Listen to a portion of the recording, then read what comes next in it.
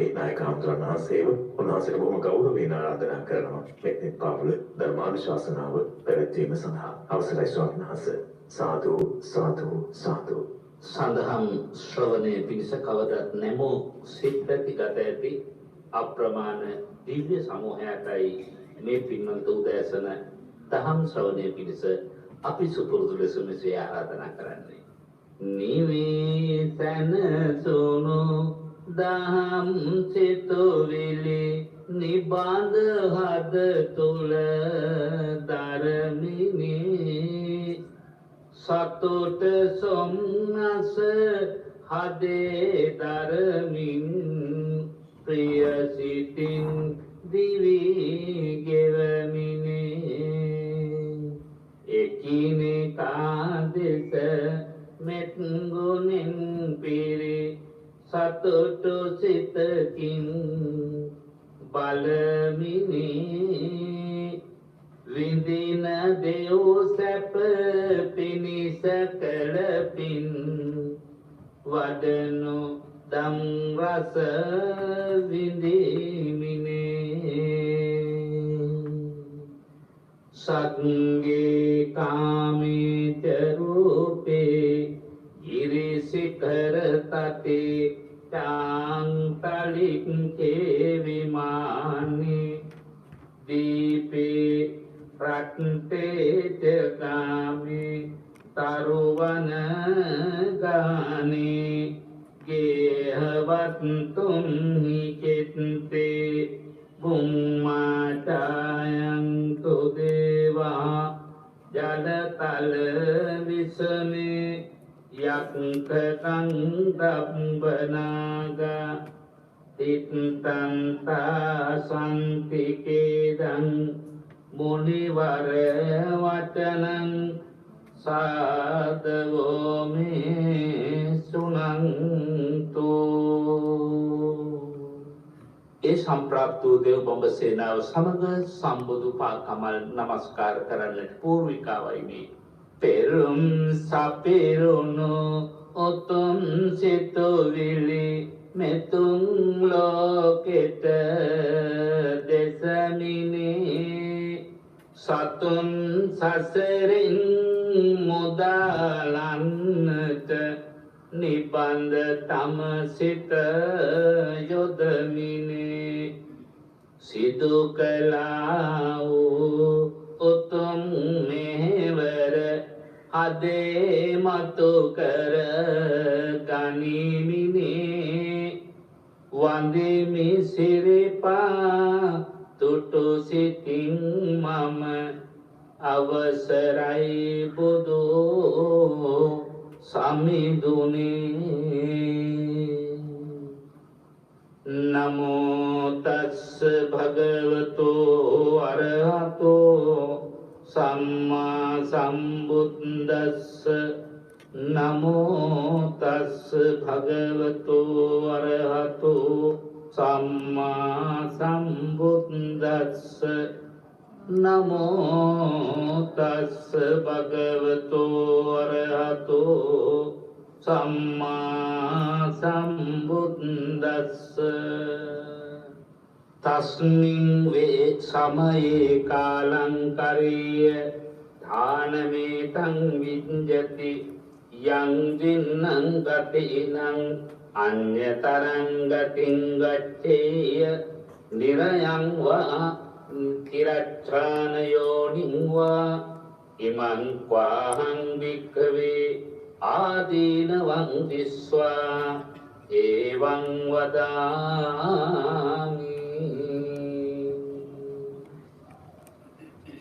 ලෝතුරා අමාදහම් නදියට බසින්නට කවදත් ඔබට අපට මංහසර පාදා දුන් පරම පූජනීය මහා සංඝරත්නයට සුපුරුදු අපේ පූජනීය නමස්කාරය වේවා සුපුරුදු හදපත්ලෙන් මතුවෙන ගෞරවනීය ආශිර්වාදේ වේවා අපටද ඔබ වහන්සේලාගේ නිර්මල හද මණ්ඩලයෙන් මතුවෙන ආශිර්වාදේ වේවායි පළමුවෙන් ප්‍රාර්ථනා කරමින් අවසර පතනවා සම්බුද්ධ ශාසනයට සම්බුද්ධ ශාසනයේ වැඩ වඩන මහ සංඝරුවනට කවදත් මහෝදර ආශිර්වාදයකින් නිරතුරුවම ශක්තිය සපයන පූජනීය ගරු කටයුතු මෙහෙණින් වහන්සේලාගෙන් ආශිර්වාදය නැවතත් ප්‍රාර්ථනා කරමින් අපේ ආශිර්වාදයේ පිරිනමමින් සද්ධර්ම දේශනාව සමාරම්භ කරන වෙලාවයි. අදත් සුපුරුදු ලෙස මේ උතුම් සද්ධර්ම මාර්ගයට පිවිසීම සඳහා අපට වාරුව සවිය ශක්තිය ලබා දෙන ශාසනීය අභිවෘද්ධිය ඉත සිතින් ප්‍රාර්ථනා කරන දායකත්වයේ දරන පින්නතුන්ලා පිළිබඳව අපි මූලිකව සිහිපත් කිරීම වැදගත් කියලා මම කල්පනා කරනවා. අද දවසේ අපට සුපහන් සිතින් දායකත්වයේ සපයන්නේ ඇඹිලිපිටිය පල්ලේගම අංක 8න් ඒ නිවසේහි පදිංචි එස්.එම්. කස්තුරි ආරච්චි පින්වත් මහත්මිය ඇතුළු පවුලේ සම්බුදු පිරිසයි. එම සදහැවතුන් තවදාර ප්‍රාර්ථනා රාශියක් හද මණ්ඩලයේ තැන්පත් කරගෙන මාතෘ පිතෘ පුණ්‍යානුමෝදනා උපහාර පින්කමක් හැටියට මේ උදාර පින්කමේ දායකත්වයේ දරමින් තවත් බොහෝ අරමුණු කැටි කොටගෙන තිබෙනවා මේ සද්ධර්ම දේශනාව වෙනුවෙන්. එම සකල ප්‍රාර්ථනාවන් පුණ්‍ය නිදානයක් හදවතේ ගොඩනගාගෙන අවසානයේ නැවත සිහිපත් කරමින් පින් අනුමෝදන් කරන්නටයි බලාපොරොත්තුව. වාසනාවන්ත ධර්මකාමී පින්තුනි, ලෝතර සද්ධර්මය විවිධ පැතිකඩ වලින් උපමා සහිතව ධර්මය අඳුන්වා තිබෙනවා. සමහර තැනක ධර්මය ජලයකට උපමා කරනවා. එයයි තවත් සමහර තැනක ධර්මය එළියකට උපමා කරනවා. ඒ වගේම තවත් තැනක ධර්මයේ පහනකට උපමා කරනවා. තවත් තැනක ධර්මයේ සවියකට උපමා කරනවා. තවත් තැනක ධර්මයේ බෙහෙතකට උපමා කරනවා. තවත් තැනක ධර්මයේ පහුරකට උපමා කරනවා. තවත් තැනක ධර්මය යහනකට උපමා කරනවා. තවත් තැනක ධර්මය රසයකට උපමා කරනවා. ඇයි මේ විදිහට උපමා 8ක් දක්වන්නේ කියන කාරණාව සරලව වටහා ගන්නට, තේරුම් ගන්නට, මේ ධර්ම දෙයක වැස ගන්නට පෙර පින්නටි ඔබට සිහිපත් කළොත් හොඳයි කියලා කල්පනා වුණු නිසා මම පුංචි පද්‍ය දෙකකින් ඒකට හේතු ඉදිරිපත් කරන්නට කැමතියි. ධර්මය ජලයක් සසරෙහි ගිනි නිවන, ධර්මය එළියක් ලෝභ මොහ දොර නිවන, ධර්මය පහනක් නිවනට මඟ සාධන, ධර්මය සවියක් හිතකට සවිගෙනෙන,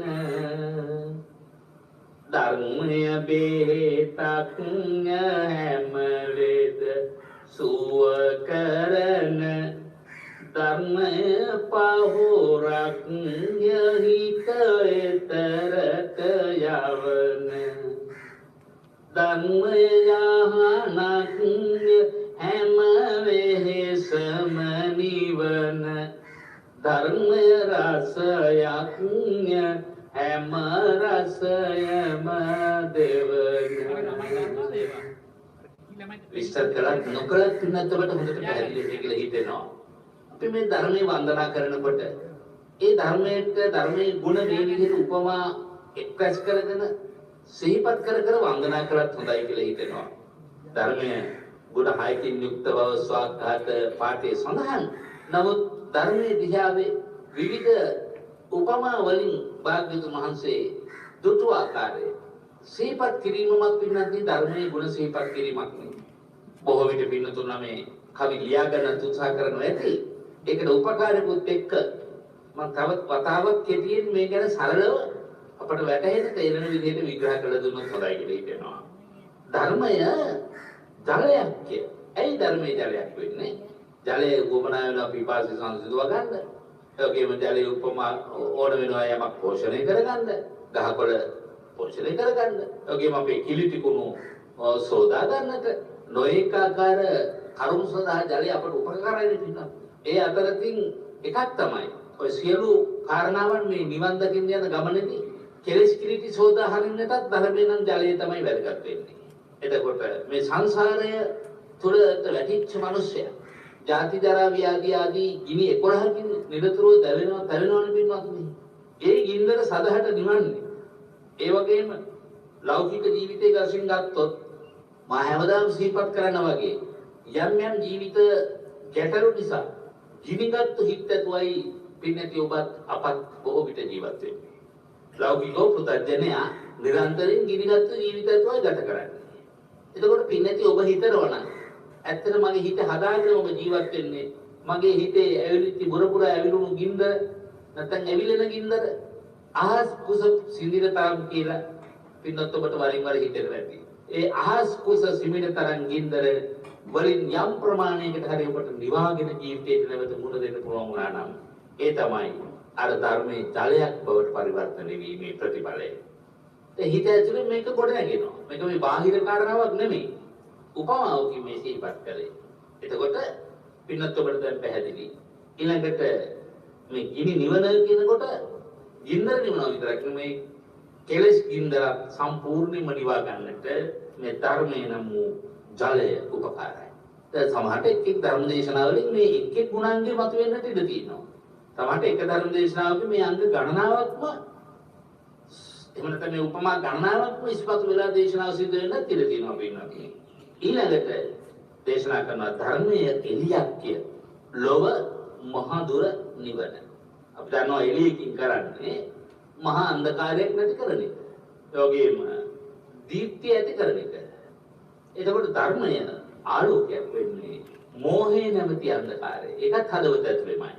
මෝහේ නැමැති අන්ධකාරය සම්පූර්ණයෙන්ම නිවන්න තමයි භාග්‍යවතුන් වහන්සේ මේ සුතුම් සාධර්ම දේශනා කළේ. පිටත් ඔබ දන්නවා හේතුඵල ධර්මය පටන් ගන්නෙම අවිද්‍යාවෙන්. අවිද්‍යාව පත්‍ය සංකාර. නැත්නම් මෝහය නිසා සංකාර හට ගන්නවා. අවිද්‍යාව කිව්වත් කමක් නැහැ, මෝහය කිව්වත් කමක් නැහැ. මේ මෝහය නම් වූ අඳුර යටපත ගන්න මිනිස්සුන්ට භාග්‍යවතුන් වහන්සේ එළියක් ලබා දුන්නා. පින්නත ඔබට හොඳට මතකයි මේ අවස්ථාව. කෝර්මහාසෝ කිමානන්දෝ නිච්ඡං පජ්ජලිතේ සති. අන්ධකාරයෙන් ඕනද්දා පදීපග්න ගවිසත. බුදුරජාණන් වහන්සේ වදාරනවා මේ ගිනිගත් ලෝකේ කොහොමද ඔබ හිනහෙන්නේ? කෝර්මහාසෝ කිමානන්දෝ සතුටු වෙන්නේ කෙසේද? නිච්ඡං පජ්ජලිතේ සති. නිරතුරුවම 11 ගින්නකින් ඔබ දැවෙනවා. අනිත් පැත්තෙන් කියනවා අන්ධකාරයේ නොනද්දා ඔබ ගමන් කරන්නේ අන්ධකාරයේ. ප්‍රදීපග්න ගවිසදයි ප්‍රදීපයක් පෑන්නේ නැත්තේ. දැන් අපිට එතනමුත් පේනවා ධර්මයේ කියලා කියන ප්‍රදීපයක්. අපි සාමාන්‍යයෙන් බාහිර පහන් දැල්වීම කෙරෙහි නිරන්තරයෙන්ම හරි ප්‍රියයි ආසයි. නමුත් අභ්‍යන්තරික පහනක් අපි දල්වාගෙන තිබෙනවද කියන එක ප්‍රශ්නයක්. ඒ ධර්මයේ සරල තැනින් මේවා ධර්මයේ ගැඹුරු තැනින් මේවා හදවතට ඇතුළු කරගන්න ශ්‍රාවකාවනි ඔබට සතුටු වෙන්න පුළුවන්. මම මගේ ප්‍රමාණයෙන් මගේ ශක්ති ප්‍රමාණයෙන් මගේ හිත ඇතුලේ මෝහය අන්ධකාරය නැසන්නට මම පහනක් දල්වගෙන තිබෙනවා. මේ පහන යම් කිසි හදවතක හැබෑවටම යම් ප්‍රමාණ වලින් දල්වගෙන තිබෙනවා නම් ධර්මයේ තුලින් ගොඩ නැගෙන ඒ ආලෝකයෙන් ඔබ කරන නොයෙක් ආකාර අවිද්‍යාවෙන් වැසීගත් කටයුතු නැත්නම් මෝහයේ අඳුර නිසා ඔබ හිතාගෙන හිටපු බොහෝ මිත්‍යා දෘෂ්ටික පිළිගැනීම් විශ්වාස ඇදහිලි ඒ බොහෝමයක් ඔබ ඉවත් කරගන්නට සමත් වෙනවා පින්වත්නි මේ විශේෂ ආලෝකය නිසා ධර්මයේ උත්තරීතර ආලෝකය තේරුම් ගත්ත දවසක ඔබ සමහර විට ඔබට මේ ජන සමාජයෙන් උදාහරණයක් කිව්වොත් අසුරු කරන්නන්ගෙන් යම්කිසි චිත්ත පීඩාවක් කාය පීඩාවක් එයාගේ කායික ක්‍රියා හෝ වාචික වචන නිසා හෝ ඔබට දැනුණා නම් ඔබ මෙතෙක් ධර්මයට බැස ගන්නට පෙර ඔබේ හිතේ අය පිළිබඳව ගැටීමක් ඇති වුණා. මම ඊයතකින් පරිගන්නවමයි කියලා හිතච්ච වාර කොච්චර ඇද්ද? නමුත් ඔබ ධර්මයට බැසගත්තට පස්සේ හිතනවා මම මෝහයේ ඉඳගෙනයි පරිගන්නේ. මේක මගේම කර්ම දෝෂයක් බව මේ බඩින් මට පැහැදිලි වුණා. ඒ නිසා මම කර්මය වැඩි කරගන්නවා වේඩුවට.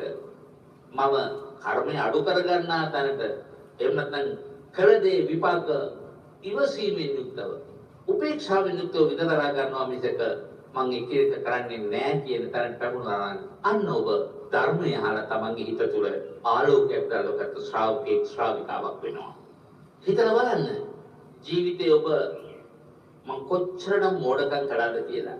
යම් වෙලාවක ජීවිතේ හිතනවා නම් ඒ සිටිවිල්ල ගොඩනගන්න ධර්මයක් උපකාර වුණා නම් ඇත්තෙන්ම ඔබ ඔබේ හිත ඇතුලේ යම් ප්‍රමාණයකින් ආලෝකයෙන් නැත්නම් පහන දාලවගෙන තියෙනවා. පදීපංගික වෙස්සද.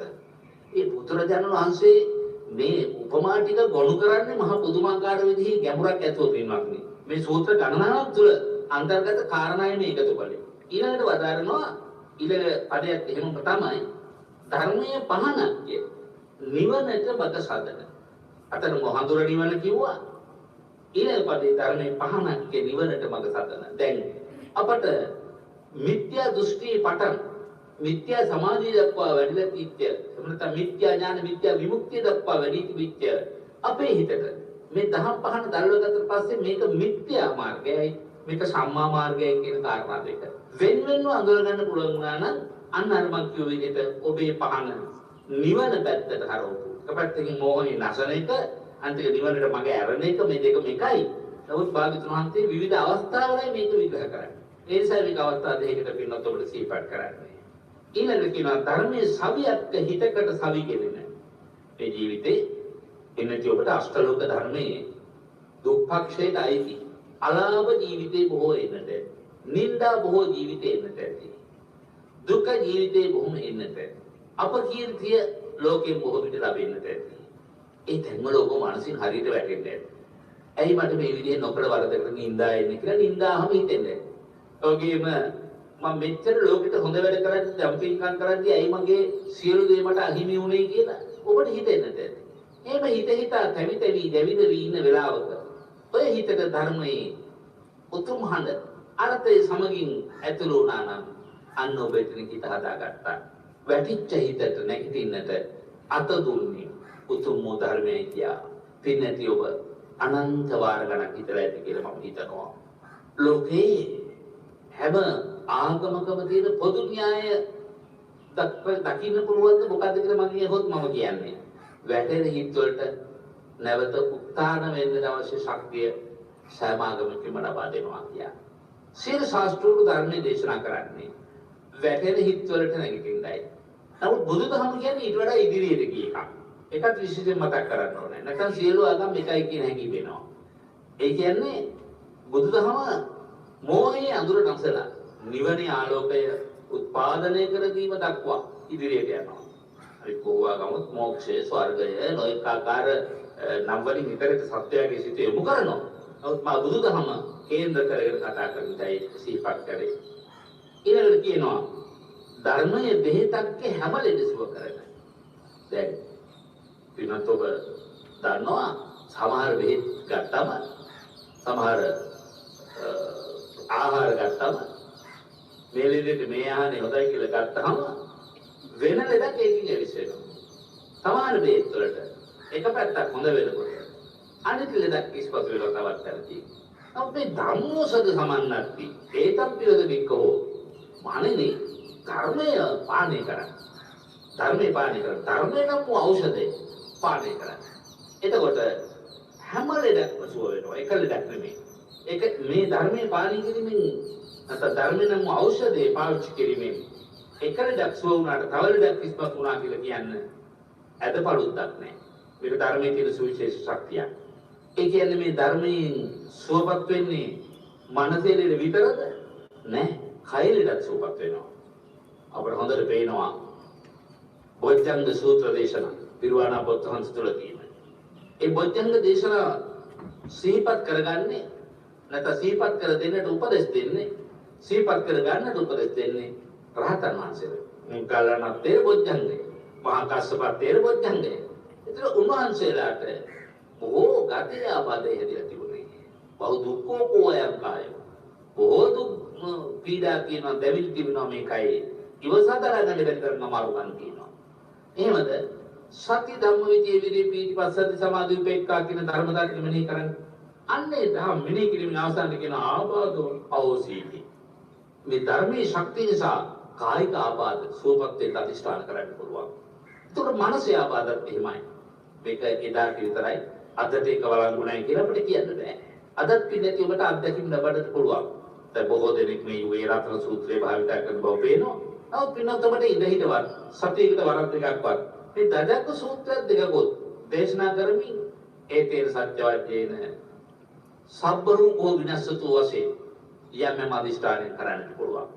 එතකොට කායික වශයෙන් යම් කිසි කෙනෙක් විවිධ වූ රෝගාබාධ වලට දැන් මේ කාලේ නම් විශේෂයෙන් බෞද්ධයන් කොරෝනා වැනි රෝගාබාධ වලට ලක්වී සිටින විට අපිටත් මතක් කරාම අපිත් ආශිර්වාද කරනවා. අපිත් ලෙඩ වූ හැම වෙලාවකම අපි අපටම ආශිර්වාද කර ගන්නවා. ඒ වගේම ඔබලවත් අපි අපට ආශිර්වාද කරවා ගන්නවා.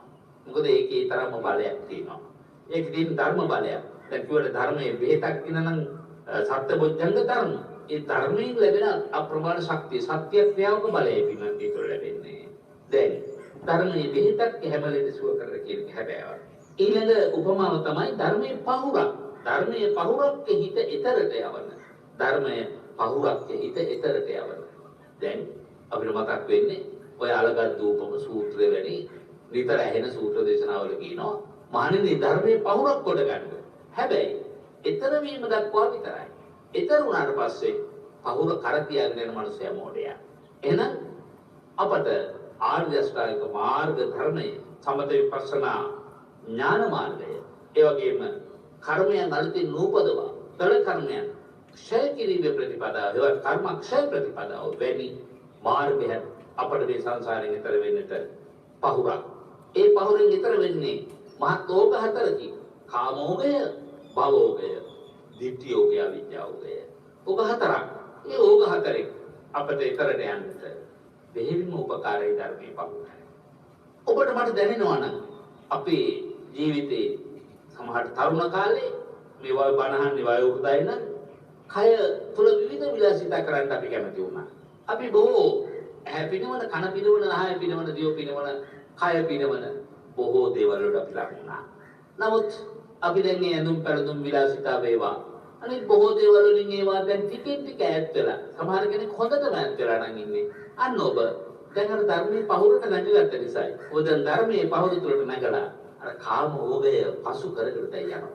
ඉස්සර කාමෝගයට වැටිච්ච එක්කෙනා කාමෝගයේ පැත්තට අනුසෝතගාමීවයි ගමන් කළේ. දැන් අපි පටිසෝතගාමී ගමන් මාර්ගයට යනවා. සමහර වෙලාවට සංසාරේ දිගින් දිගටම මේ කාමෝගයට ප්‍රතිපක්ෂව ගමන් කරගෙන ආ එක්කෙනා උපතින්ම ඉතා කුඩා වියදී. එයා කැමති වෙනවා සමහරට පැවිද්දට. සමහරට තරුණ කාලෙට එනකොට අනිත් තරුණයන්ට වඩා අමුතු සුවිශේෂී ලක්ෂණ පෙන්වු කරන මේ කාමෝගයේ පහස විඳින්නට නැඹුරු නොවේ. හරිම ආධ්‍යාත්මික සංසිඳීමකින් යුක්තව පටිසෝතගාමී තැනටපත් වෙච්ච බොහෝ තරුණයෝ අපි දන්නවා. සමහර කෙනෙකුට ඒ ආදි කල්යාණ නැත්නම් මූලික වයසේදී නැත්නම් ආදි වයසේදී මේ කල්යාණ ධර්ම පුරා ගන්න බැරි වුණා නම් ඒ තරුණ වයසේදී ආරම්භ කරනවා. ඒ දෙකෙන් බැරි වෙච්ච අය කල්පනා කරනවා මධ්‍යම වයසේ. අපිට බොහෝ අය එහෙම මුණ ගැහෙනවා. මධ්‍යම වයසේදී තමන්ගේ දරුවෙකුට එක්ක ආපහු මුණ ගැහෙන්නේ බොහෝ දායකවොත් එක්ක කතා කරනකොට අපේ හඳුරන්නේ මෙන්න මේ දරුවෝ කැමති නම් මේ දරුවෝ මම සාසනගත කරන්නත් කැමති. හැබැයි එහෙම නොවුණා කවදා හරි මේගොල්ලන්ගේ නිදහස් වෙච්ච ගමන් අපේ හඳුරන්නේ මම පැවිද්දෙන්ම සාසනයට ඇතුළු වෙනවා. අපිට පේනවා එතකොට කොච්චර දෙනෙක් මේ ධර්මයේ පහුරට නැගට කියලා. මෙතන මම ධර්මයේ කියනකොට ධර්මතාවයේ ජීවිතය අත්දැකලා. මේ එකකවත් ඇති හරයක් නැහැ නේද කියන එක තේරුම් අරගෙන. යම් කිසි කෙනෙක් හිතනවා නම් මේ කාමෝගයට වඩා නෙක්ඛම්ම ඒක අරිපැට විදිහට වචන නෙක්ඛම්මනේ. මේ නෙක්ඛම්මයට වැටුනම අමුතු සෝයක් තියනවා නේද කියලා. ලෝකෙ මිසු කම්සප කියලා අපි මෙතන කියන්නේ. එතකොට කම්සපයේ ආදීනව දැක්කේ කියලාට අන්න තුන්වෙනි පියවරක් හම් වෙනවා නෙක්ඛම්මේ තමයි සැප. අත්හැරීම තුළ තමයි සැප.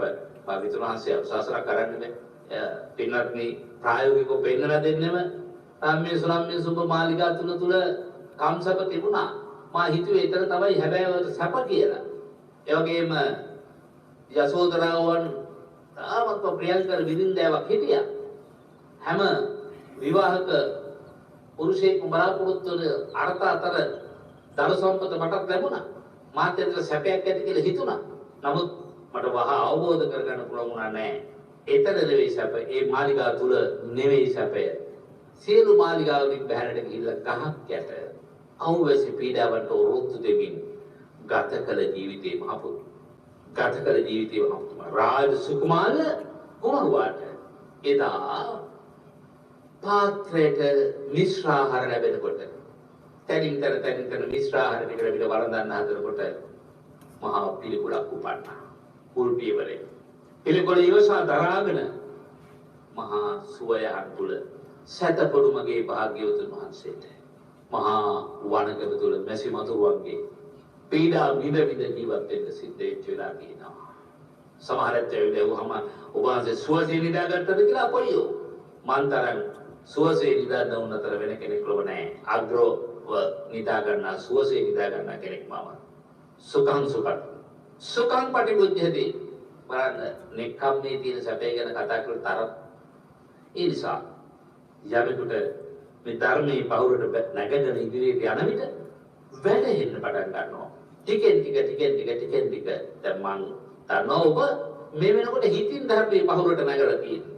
නමුත් ඔබට තාම ගිහි ජීවිතයේ තියෙන බැඳීම් වගකීම් එක්ක ගතිනුත් ධර්මයේ පහුරට නැගන්න බැරුව ඇති.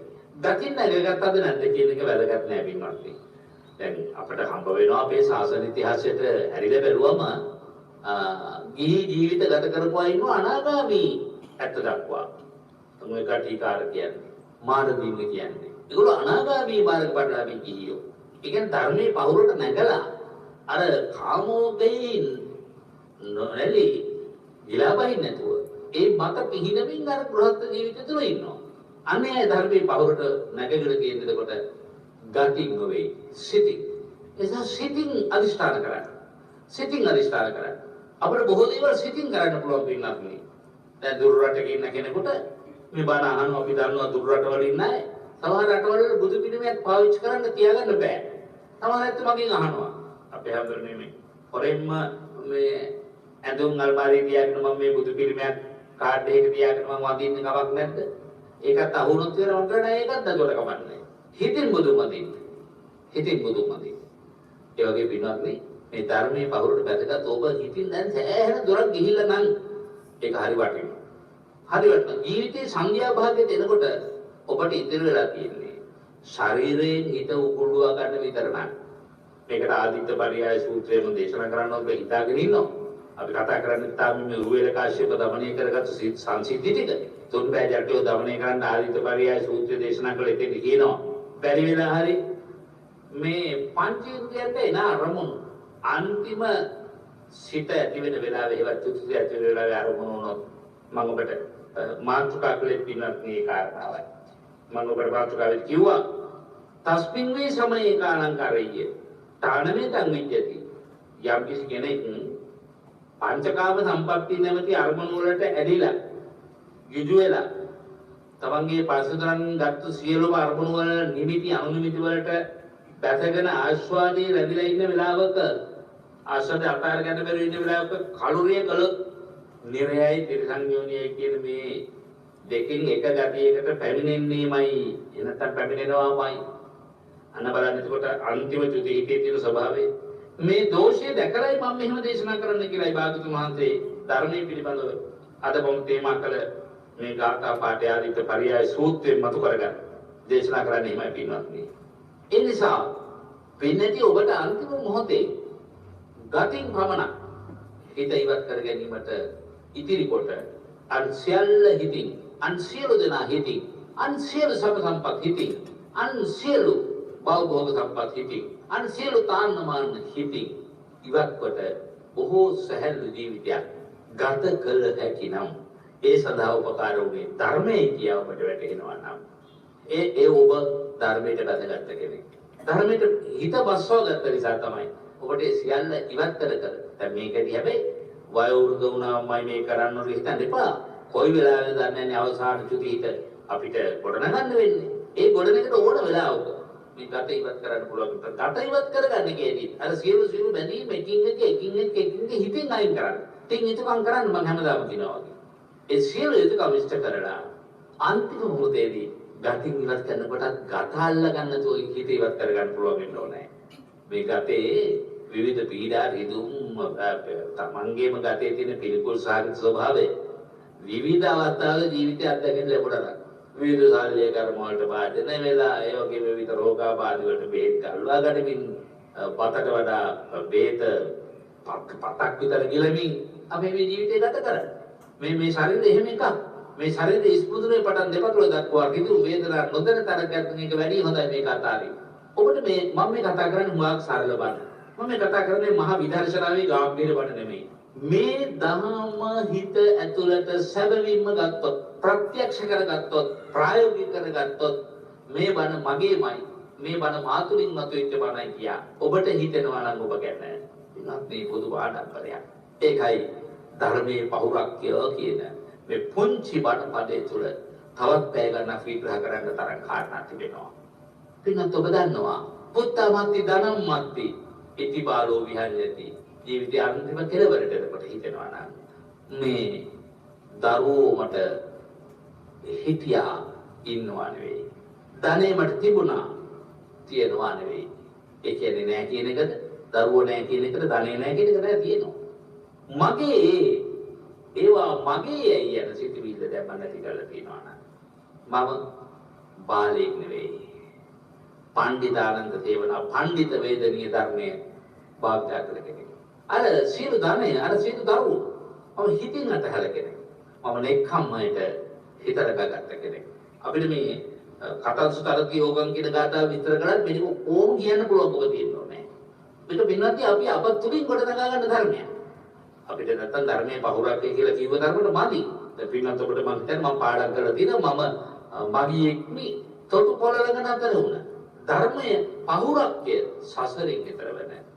එතරට යාජුතිය විදසුන් හබලගෙන කෙම්බිම දකිමි මම නිවනේ සුවය දෙන. ඒ ධර්ම පරයයම තමයි දැන් මම මේකේ විස්තර කරන්නේ. ඒ නිසා මේ කාම ලෝකයේ නම් වූ කැමැති දේ ලැබීම එක්තරා සතුටක් තමයි.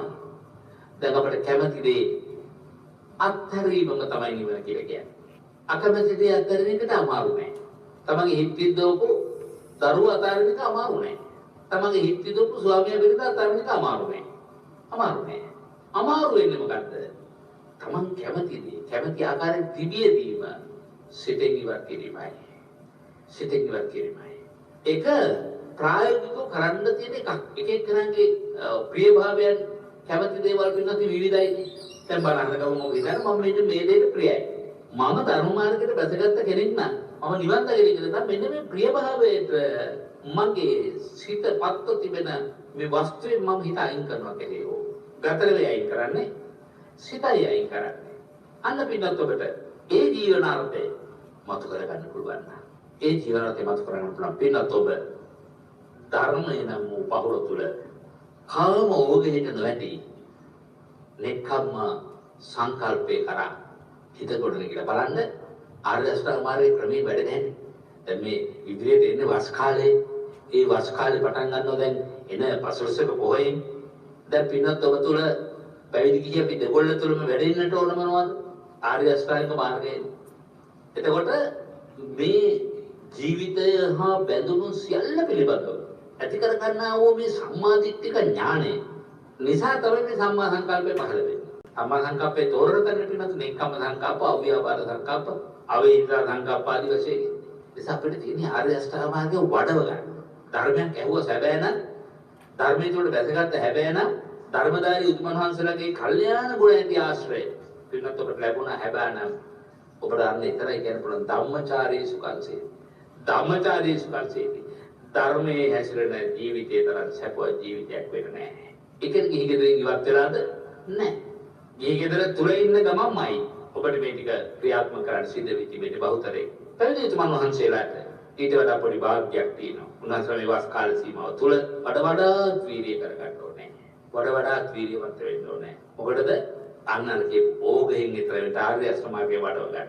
මා ඊගින් එකට මේක විවරණය කරන්න ගියොත් බොහෝ කාලයක් යනවා. නැත්නම් ආර්ය අෂ්ටාංග මාර්ගයේ මේ එකම කරුණක් ගත්තම එකම කරුණෙන් කෙලින්ම සම්මා විමුක්තිය කරා යන හැටි විග්‍රහ කරන්න පුළුවන්. ආර්ය අෂ්ටාංග මාර්ගයේ තියෙන හැම එකක් ධම්සක්පවතු සූත්‍රය අසල පොදස දේශනා කරන්නම ඕන කියලා හිතාගෙන පාලියේ සූත්‍රය ගායනා කරන්න වැඩක් නැහැ. මේ තුන් මාසය තුලම තියෙන්නේ ධර්ම චක්‍රය ක්‍රියාත්මක කරවන්න. ධර්ම චක්‍රය ක්‍රියාත්මක කරවන්න. ඒ ධර්ම චක්‍රය ක්‍රියාත්මක කරන ඔබට මට පැහැදිලිවම හෘදයාංගම මේක පෞද්ගලික විශ්වාසයක් උනාට කමක් නැහැ. මේක කාටවත් කී විදිහින් එකක් නෙමෙයි. මං ආර්ය කුමාරගේ වැඩෝ මට දැන් මෙහෙමයි කියන්න ඕනේ නැහැ. හිත ඇතුලේ විචාර. මොකද පින්නත්නි නොඑක ආකාර අපවාද අපරාධ එන්න පුළුවන්.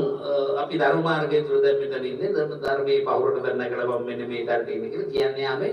මොකද කිව යුත්ත කියන ඕනෙත් තියෙනවා නොකිය යුත්ත නොකිය ඉන්නට අවස්ථා තියෙන පුද්ගලයෝ හම්බ වෙනවා. ඔය ඒ නිසා තමයි නිකන් කතාවට කියන්නේ මාර්ගඵලලාභී තම මාර්ගඵලයක් ලැබුවා කී ඇවිදින්නේ නැහැ කියලා කියන්නේ ඒකට. ඒක පෞද්ගලික දෙයක් නෙවෙයි නේද? නිවන් දකින්නවා කියන එක පෞද්ගලික දෙයක්. ඉතින් ඒ නිසා පින්නත් ඔබට ඔබ ගැන යම් වැටහීමක් හැබැයි නැති වෙනවා නම් ප්‍රත්‍යක්ෂයෙන් නැති වෙනවා නම් අන්න ඔබ ගැන සතුටින් හිතනවා. මම දැන් අර මං කිව්ව වැටෙන්නට තිබෙන ඉදුණු ගෙඩියක් නටුවෙන් රැඳී තියෙනවා පමණක් වාගේ.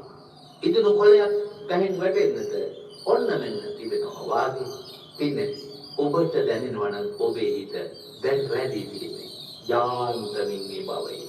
යාන්තමින් මේ භවයේ. මේ භවයේ තර කය පිළිබඳව මම කියා දැක්ම ඔබට තියෙනවා නම් පින්නත් ඔබ කායानुපස්සනාව වැඩුවා කෙනෙක්. මෙතෙක් දේශනා කරපු කාරණා දෙක ගැන කල්පනා කළා. ඔබ චිත්තානුපස්සනාව වැඩුවා කෙනෙක්. මම එක වචනයක් පාවිච්චි කළේ නැහැ මේක සතරාදිපට්ඨානයි කියලා. මෙතෙක් පාවිච්චි කරපු වචන ටිකෙන් ඔබට මම වේදනානුපස්සනාව වඩන්න කියලා දුන්නා. මේ ඔබේ ජීවිතේ පින්නත් මගේ ජීවිතේ මේක ප්‍රායෝගික කරගත්තේ. අමාරුම වෙන මාර්ගය කියන්නයි වටින්නේ. ඒ වගේම ධම්මානුපස්සනාව. ධර්මය තමා තුළින් දැකීමයි ධම්මානුපස්සනාව කියන්නේ. හැම බණකින්ම සිදුවිය යුතු වැදගත් දේ තමයි අතම අනුපස්සනා ධර්මයන්ගේ වැඩි. සතර සතිපට්ඨානය නොවැඩන හිත ධර්මයෙන් නැඹුරු වෙච්ච හිතක් නෙමෙයි. ඒ සතර සතිපට්ඨානය වඩන්නට ධර්මයේ තුල හසුරුවන හිතටයි ධම්මචාරී කිව්වේ. සුඛංසේ අස්මින් ලෝකේ පරමිත. මෙලොව පරලොවත් ඒකාන්තයෙන් සැපේ උදාපත් කරන ශක්තිය මේ ධර්මයේ තුල පවතිනවා. මේකේ කාරණේ බොහොම කෙටි මතක් කළේ ටිකක් වැඩි කාලයක් ගත්තම ධර්මයේ පහුරක් කියලා කියන කාරණාව පැහැදිලි කරන්න. දැන් අපි මේ වෙනකොට කරුණු 6ක් කියාගත්තා. පැහැදිලි කරගත්තා. ධර්මයේ යහනක් හැම වෙලේම නිවන. දවස් 30 විවිධ වූ කටයුතු වල යෙදিলা මහන්සි වෙලා කල්පනා කරලා නොඑක ආකාරව කය සිතක් දෙක වේසටපත් කරලා කෙටි විරාමයක් ගන්නටයි අපි ඇඳකට කොට වෙන්නේ. නැත්නම් පැදුරට වැටෙන්නේ. ඒක අපිට ලොකු සුවයහනක්. මේ මිනිසුන් ඔබේ ළමද සුවයහන මේ මට තනා දෙන්න කියලා. උත්තර తీරෝනේ. ඒ වගේ අනිත් එක්කනාගේ ළමද තුන නෙවෙයි සුවයහන තියෙන්නේ. මට කියා ගන්න ඕන දුන්නේක මේ අපේ ළමද මගේ ළමද තුන මගේ සුවයහන තියෙන්නේ. මගේ ළමද තුල ධර්මයේ ක්‍රියාත්මක නම් ඒ ධර්මයේ යහනට මගේ හිත විතර ගොඩ වෙනවා නම් ජීවිතේ මහා වෙහසක් දැනෙච්ච. ඒ කියන්නේ ජීවිත බලාපොරොත්තු ඉෂ්ට වූ වේවා ඉෂ්ට නොවූ වේවා කයින් හිතින් වෙහසටපත් වෙලා හිතනවා නම් මට කෙටි විරාමයක් ඕන කියලා. පින්නත් බහලා කියනවා. මේ කාරණාට අතුරු කාරණා නෙමෙයි. කාය විවේක කියයි, චිත්ත විවේක කියයි, උපදි විවේක කියයි. ගැඹුරු වචන තුන කාර්යයක් නැහැ පින්නදී ඔබට. ඔබට කාය විවේකයක් ඕන වෙන වෙලාවට ඔබ ගොඩ වෙලිය යුත්තේ උතුම් ධර්මයේ මෙනෙහි කරන්නට විවේක ස්ථානයක සිට. ඔබට හිතට කරදර පීඩා එනකොට විවේකයක් ඕනේ. අන්න හිතේ යහනට ඔබ ගොඩ වෙනවා. එතකොට පංච උපාදාන ස්කන්ධ නිසා ඇති වෙන සාංශාරික පීඩාවේ මගේ හිත මිදී යද්ද නැද්දයි විමසා බලන්න අවශ්‍ය නම් අන්න ධර්මයේ යහනට ඔබ ගොඩ වෙනවා. මේ ධර්මයේ යහනට ගොඩ වෙන හිත හැම වෙහෙසම නිවන හිතක්. අටවෙනි කාරණේ කිව්වා ධර්මයේ රසයක් කිය. හැම රසයම දෙවන. අපි දැන් ජීවිතේ රස විඳිනවනේ විවිධ දේවල් වලින් අපි ආහාර විශේෂයෙන් ගමුකෝ. දිවට රස කියලා අපි කියන්නේ. අපි මොනවහරි දැන් නෙල්ලි ගෙඩියක් ගත්තොත් නෙල්ලි ගෙඩියක තියෙන ඇඹුල් රස. සියමලා කොටසක් ගත්තොත් ඒ තුල තියෙන්නේ ඇඹුල් රස. එතකොට සමහර පළතුරු ගෙඩියක පැණි රස. ධර්මයේ කියලා කියන්නේ ඔබ අහලා තියෙන සබ්බංග සම්දම්ම රසංජිනා. හැම ජීවිතේ කටුක දෙයක්ම කටුක අවස්ථාවක්ම කටුක විඳීමක්ම දුරු කර දෙමින් හැම සෝයක්ම නගා කර දෙන රසයට කියනවා ධර්මයේ කියලා. සබ්බංග ධම්ම රසංජිනාති ඔබ අප්‍රමාණ වාරයක් අහලා තියෙනවා. එන්න මේ විදිහේ විවිධ උපමා රාශියකින් පින්වත්නි භාග්‍යවතුන් වහන්සේ ධර්මය පැහැදිලි කොට තිබෙනවා. දැන් අපි ඒ ධර්මයේ රසයේ ජීවිතයට සේන්දු කරගත්ත චරිත ගැන එසේ ධර්මයේ හදවතට සේන්දු කර දෙන්නට භාග්‍යවතුන් වහන්සේ ගත්ත විවිධ උත්සාහයන් පිළිබඳව අපේ ධර්ම දේශනා මාලාවේ සාකච්ඡා කරමින් සිටින වෙලාව. පින්වත්නි, දැන් ඔබට මතකයි උර්වේල කාශ්‍යප දමනය කරන්නට මගේ භාග්‍යවතුන් වහන්සේ මොනතරම් ඉර්ධි ප්‍රාතිහාර්යයන් පාවදානද කියලා. මම හිතන්නේ කාරණා නැවත එකිනෙක මතක් කරන්න ගියොත් අපිට ඉදිරියට යන්න බැරි වෙන නිසා භාග්‍යවත් බුදුරජාණන් වහන්සේ උර්වේල කාශ්‍යපයන් දමනය කරන්නට ගත්තු අවසන් උත්සාහය කැපවීම ගැන කෙටියෙන් මතක් කළොත් හොඳයි. භාග්‍යවතුන් බුදුරජාණන් වහන්සේගේ ධර්ම දේශනාව හෝ පුද්ගලික හික්මවීමේ කටයුත්ත කරන්නේ අනුපූබ පිළිවෙලට. පින්නත් වහලා තියෙනවානේ අනුපූබ කිරියා, අනුපූබ පටිපදා, අනුපූබ සික්ඛා කියලා පියවර තුනක්. දැන් කෙනෙක් හික්මවන්නට, දැන් ගුරුවර කාශ්‍යප හික්මවන්නට භාග්‍යවතුන් වහන්සේ අනුපූබ ශික්ෂා පිළිවෙලක් තමයි දේශනා කළේ. අනුපූර්ව පිළිවෙලින් තමයි හික්මවන්න ලැබුවේ. භාග්‍යවත් බුදුරජාණන් වහන්සේ දකින්න බලනවා මෝඩකම නිසාම තමන් රහත්යි හිතාගෙන ඉන්න මේ උර්වේල කාශ්‍යපයට තව ටිකක් ප්‍රාතිහාර්ය පාන්න හොඳයි. එයා හික්මවන්නට තව ටික කාලයක් ගන්නට ඕනේ. තව ක්‍රියාකාරකම් කීපයක් වෙන්නට ඕනේ කියලා කල්පනා කරලා භාග්‍යවතුන් වහන්සේ කල්පනා කරලා තථාගතයන් වහන්සේ දමගස සමීපයේ තිබෙන නෙල්ලි ගහින් නෙල්ලි ගෙඩි, ඒ වගේම තවත් දවසක අරලු ගහින් අරලු ගෙඩි, ඊට පස්සේ දවසක තවුතුසා දෙවුලකට ගොහින් පරසතු ගසින් මනුත් අරගෙන ඇවිල්ලා උර්වේල කාශ්‍යපයට පෙන්නුවා. දැන් මේ ටික බොහොම දුර තරගයි තියෙන්නේ පින්නවා. මේ උර්වේල කාශ්‍යප දැන් ඉන්නේ වෙනම තැනක භාග්‍යවතුන් වහන්සේත් එක්ක. භාග්‍යවතුන් වහන්සේ මේ ඈත තියෙන දඹ ගහින් දඹගෙඩි ඊළඟ දවසක පෙන්නනවා. දඹගෙඩි තියෙනවා. ඒ වගේම නෙල්ලිත් කෙනාලා නෙල්ලිත් පෙන්නනවා. එතකොට අර මම කියෝ විදිහට අරලු ගෙඩිත් පෙන්නනවා. තවතුසා දෙවුලට කියලා පරසතු මනුත් ගේනවා. මේ වාර ගණනාවක සිද්ධ වෙච්ච දෙයක් මම මේ කෙටි කරලා කියන්නේ කොහොමද කියලා තමයි කල්පනා කරන්නේ. දැන් මේ පළතුරු මල් උර්වේල කාශ්‍යප වෙනවම කල්පනා කරනවා. ඔව් දිලාපියකට ගිහිල්ලා ওই ටික අරගෙන යනවා කියන එක නම් ප්‍රශ්නයක් නෙමෙයි. නමුත් මං වගේ රහත් නන්නේ. දැන් බලන්න බුදුරජාණන් රහත් බව කොච්චර වාරයක් මේ උර්වේල කාශ්‍යප ප්‍රතික්ෂේප කළාද කියලා. මොනතරම් මෝහී අන්ධකාරයෙන් වැහිලාද තමන් මේ මාර්ගඵලෙ හිතී කියන එක තේරෙනවද දැන්? ඔන්න දැන් තවසරයක් උත්සාහ කරන භාග්‍යවතුන් කොහොමද මේ තවසෝ 500ක් දෙන ගිනි පුදන්න සූදානම්. දැන් ගිනි පුදන්න ඉතින් දරවන්නේ පින්නත් විශාල ප්‍රමාණයක්. එතකොට ඒ දර බලන්න දැන් මේ 500ක් දෙනකොට ගිනි පුදන්න දර බලන්න කොයිතරම් දර ප්‍රමාණයක් ඕනද කියලා පින්නත් ඔබට දැන් පැහැදිලිනේ. දැන් මේ දවස්වල අපිට පේනවා වරිමර මාර්ගය තුල පෙන්නනවා ಭಾರತයේ විශාල දර ප්‍රමාණයක් මේ වෙලාවේ අවශ්‍ය කරනවා. මොකද මිනි දවල් බලන්න එක පුංචි භූමි සීමාව තුළ කොච්චර ගිනි දැල්වෙනවද කියලා. ඒතර අපට ඇත්තට මට මතක් වුණේ මේ ගිනි පූජාව ඒ කාලේ කොහොමද කරන්නේ නැත්තේ කියලා. 500ක් දැන් ගිනි පූජාවට දර බලන්න බෑ. නමුත් ඒකට අපිට තවදුරටත් අපේ හඳුනනහසකින් අනුශාසන ලබන්නට පුළුවන් ඒ අර්ථයන් පිළිබඳව සාහිත්‍ය සමගාමීව සමාජයේ අපි ඉන්න මේ කාලය තුළ අපි අත්දකින අත්විඳින කාරණා ඇසුරේ ධර්මානුකූලව හිතට සහනයක් සැනසෙල්ලක් උදාපත් වෙන්නට ධර්ම සාකච්ඡාව තුළින් බලාපොරොත්තු වෙනවා. ඒත් එක්ක රැඳෙන්නට ඒත් පාමුල සමග ඒක රාශී වන්නට ඔබට ඇරියුම් කරමින් පූජනීය කැටවල හේමාලෝක නායක හඳුනනහසේද විදුක් නිරෝගී දීර්ඝායුෂ උතුම් වූ ධර්මාවබෝධය ප්‍රාර්ථනා කරමින් අපි එක්නෙත් පාමුලෙන් කෙටි විරාමයක් ලබනවා.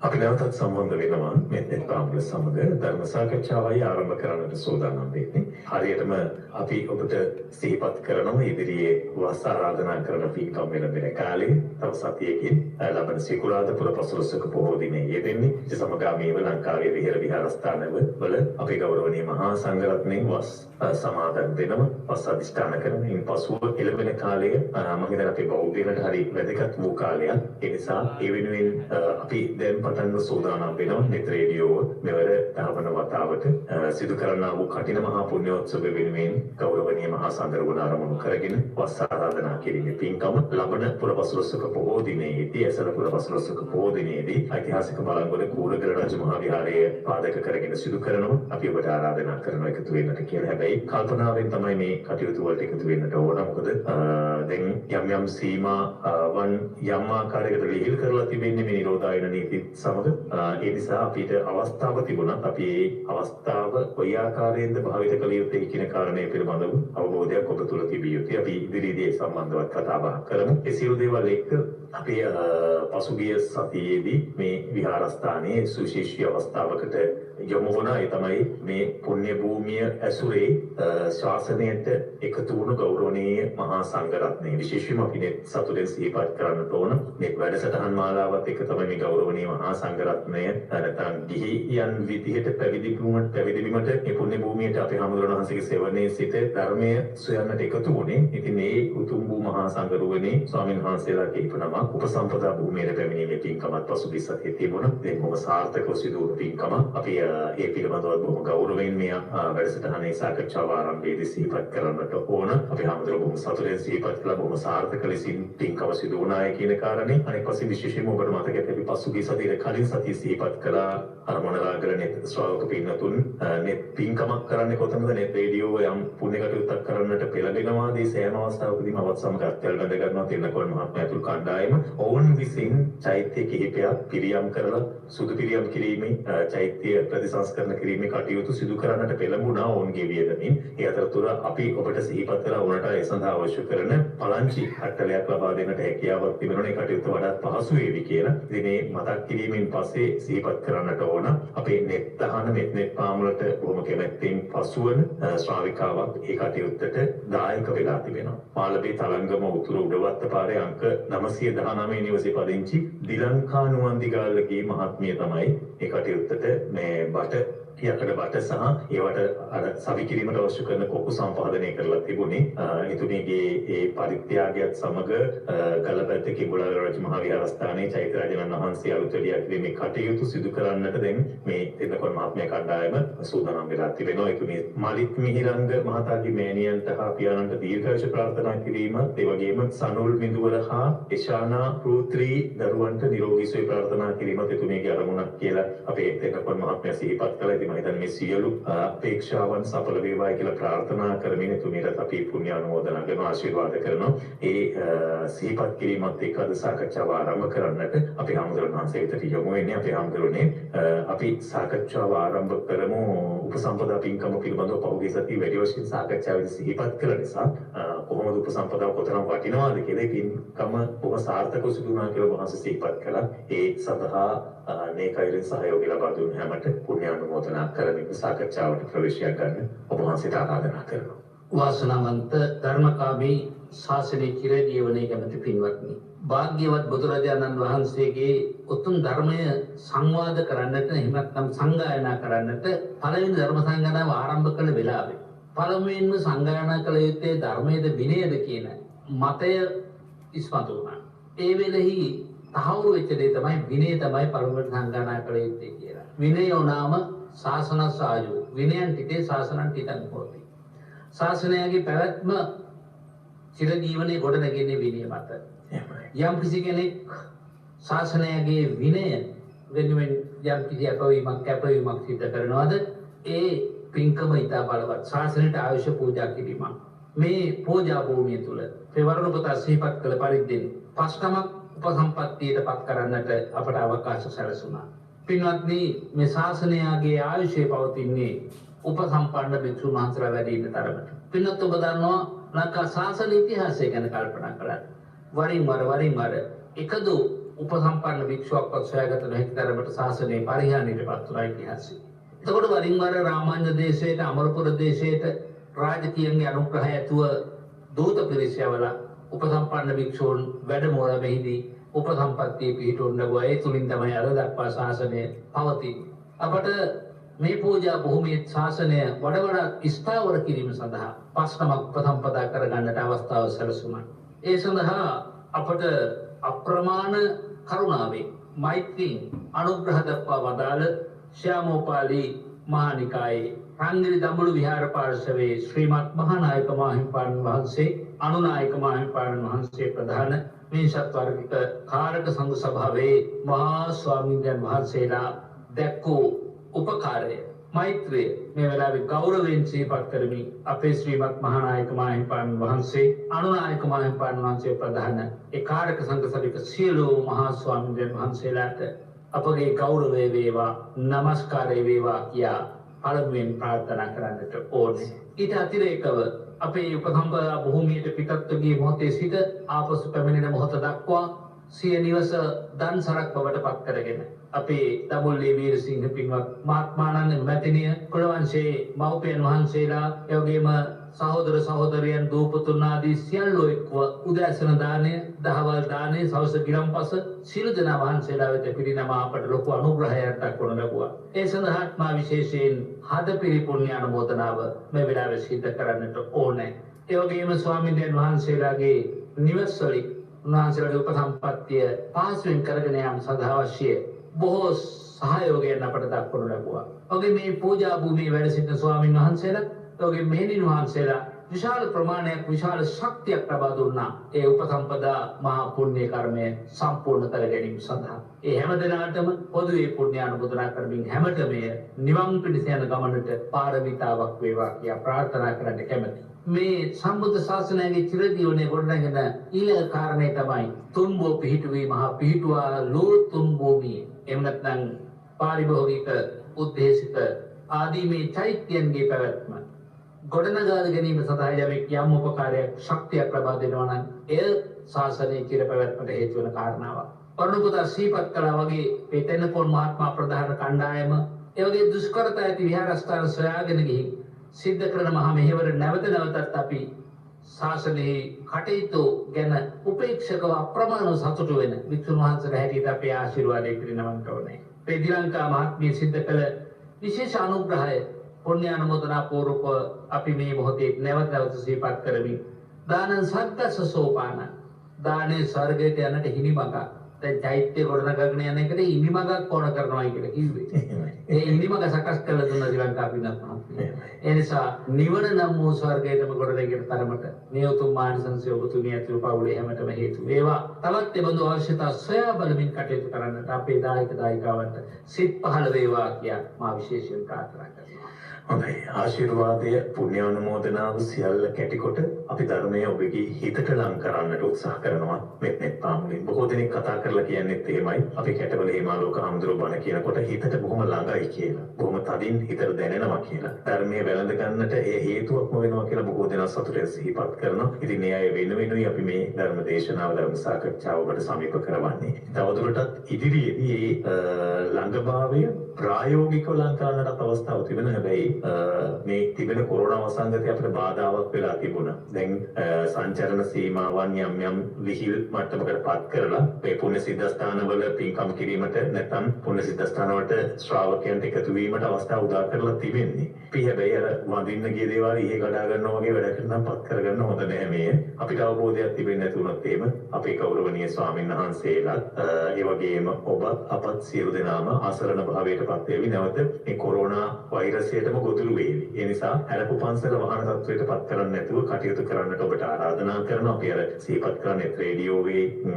වස් ආරාධනා කිරීමේ පින්කම ලබන පුරපසළොස්වක පොහෝ දිනේදී කුරගල පුදබිමේදී සිදු වෙනවා කියලා අපි ඔබට ආරාධනා කරනවා. හැබැයි සෞඛ්‍ය නියාමනයන්ට යටත්ව විශේෂයෙන්ම මුඛ ආවරණය කරලා ගන්න ඕන. ඒ වගේම අර දුරස්ත භාවය පවත්වා ගන්නට ඕන. ඒ සියලු දේවල් එක තමයි මේ පින්කම් වලට සහභාගී වෙන්නට පුළුවන්. මොකද කුරගලට එහෙම ආරාධනා කරන්නේ වැඩි ඉඩකඩක් තිබෙන නිසා අපේ හැමදෙරෝනේ. අපේ හැමදෙරෝ දැන් බොහෝ දෙනෙක් බලාපොරොත්තු වෙනවා අපේ කැටවල හාමුදුරුවන්ගේ පන්සලටත් එන්න ඕන කියලා ඉංගීම ඇති. අසාරාධනා කරන කොහොමද ඉඩකඩ අවකාශයක් තිබෙනවද? ඒ සඳහා හැකියාවක් තිබෙනවද ශ්‍රාවකයන්ට තාම?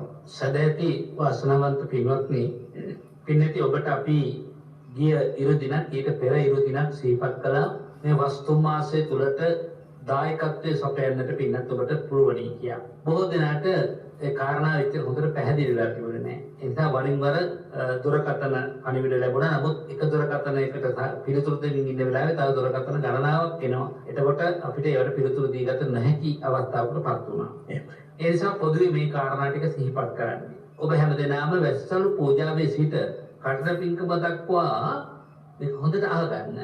දායකත්වයේ දරන්න ඕන කරන්නේ දැන් ඔබට පුළුවන් යම් මුදල් ප්‍රමාණයක් තියෙනවානේ. ඒ මුදල් ප්‍රමාණය පින්නදී ඔබ ඉස්සෙල්ලා තීරණය කරනවා.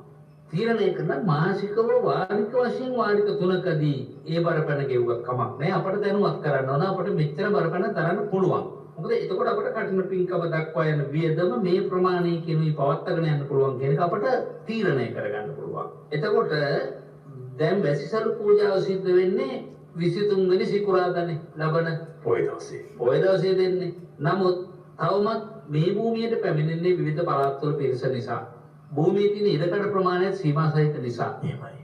මම කල්පනා කළා පොහොය දවසේ උදේ පන්සලට දාන කියන දායක පිරිස ඉන්නවානේ. ඒත් මට ලොකු අනුග්‍රහයක්වත් දක්වා තිබෙනවා මේ වැසිසල් පූජා වෙනුවෙන්. එහෙමයි. ඉතින් ඔබ සියලු දෙනාම නියෝජනය කරන ඒ ඇත්තන්නවා වැසිසල් පූජාව උදේ දානින් එක්කම සිදු කරන්න. ඒ කියන්නේ පොහොය වැඩසටහන මෙහි ක්‍රියාත්මක නොකරන්නටයි කල්පනා කළේ මෙවර. එහෙමයි. කියන්නේ ඒ ජන සහභාගීත්වය ඇතිව කරන්නේ නැහැ. කරන්නේ නැහැ. මොකද කරන්න බෑ. මොකද මේ වාතාවරණය ඇත්තටම භයානකයි. එහෙමයි. විවිධ පළාත්වල පිරිස් එකතු වෙනවා. විශාල පිරිසක් එකතු වෙයි කියලා හිතනවා. එහෙම වුණොත් එතකොට ලොකු අවහිරයක් වෙනවා, ලොකු කරදරයක් වෙනවා. මම හිතනවා මා කිව්ව ටික තේරුණා. එහෙමයි සායනස.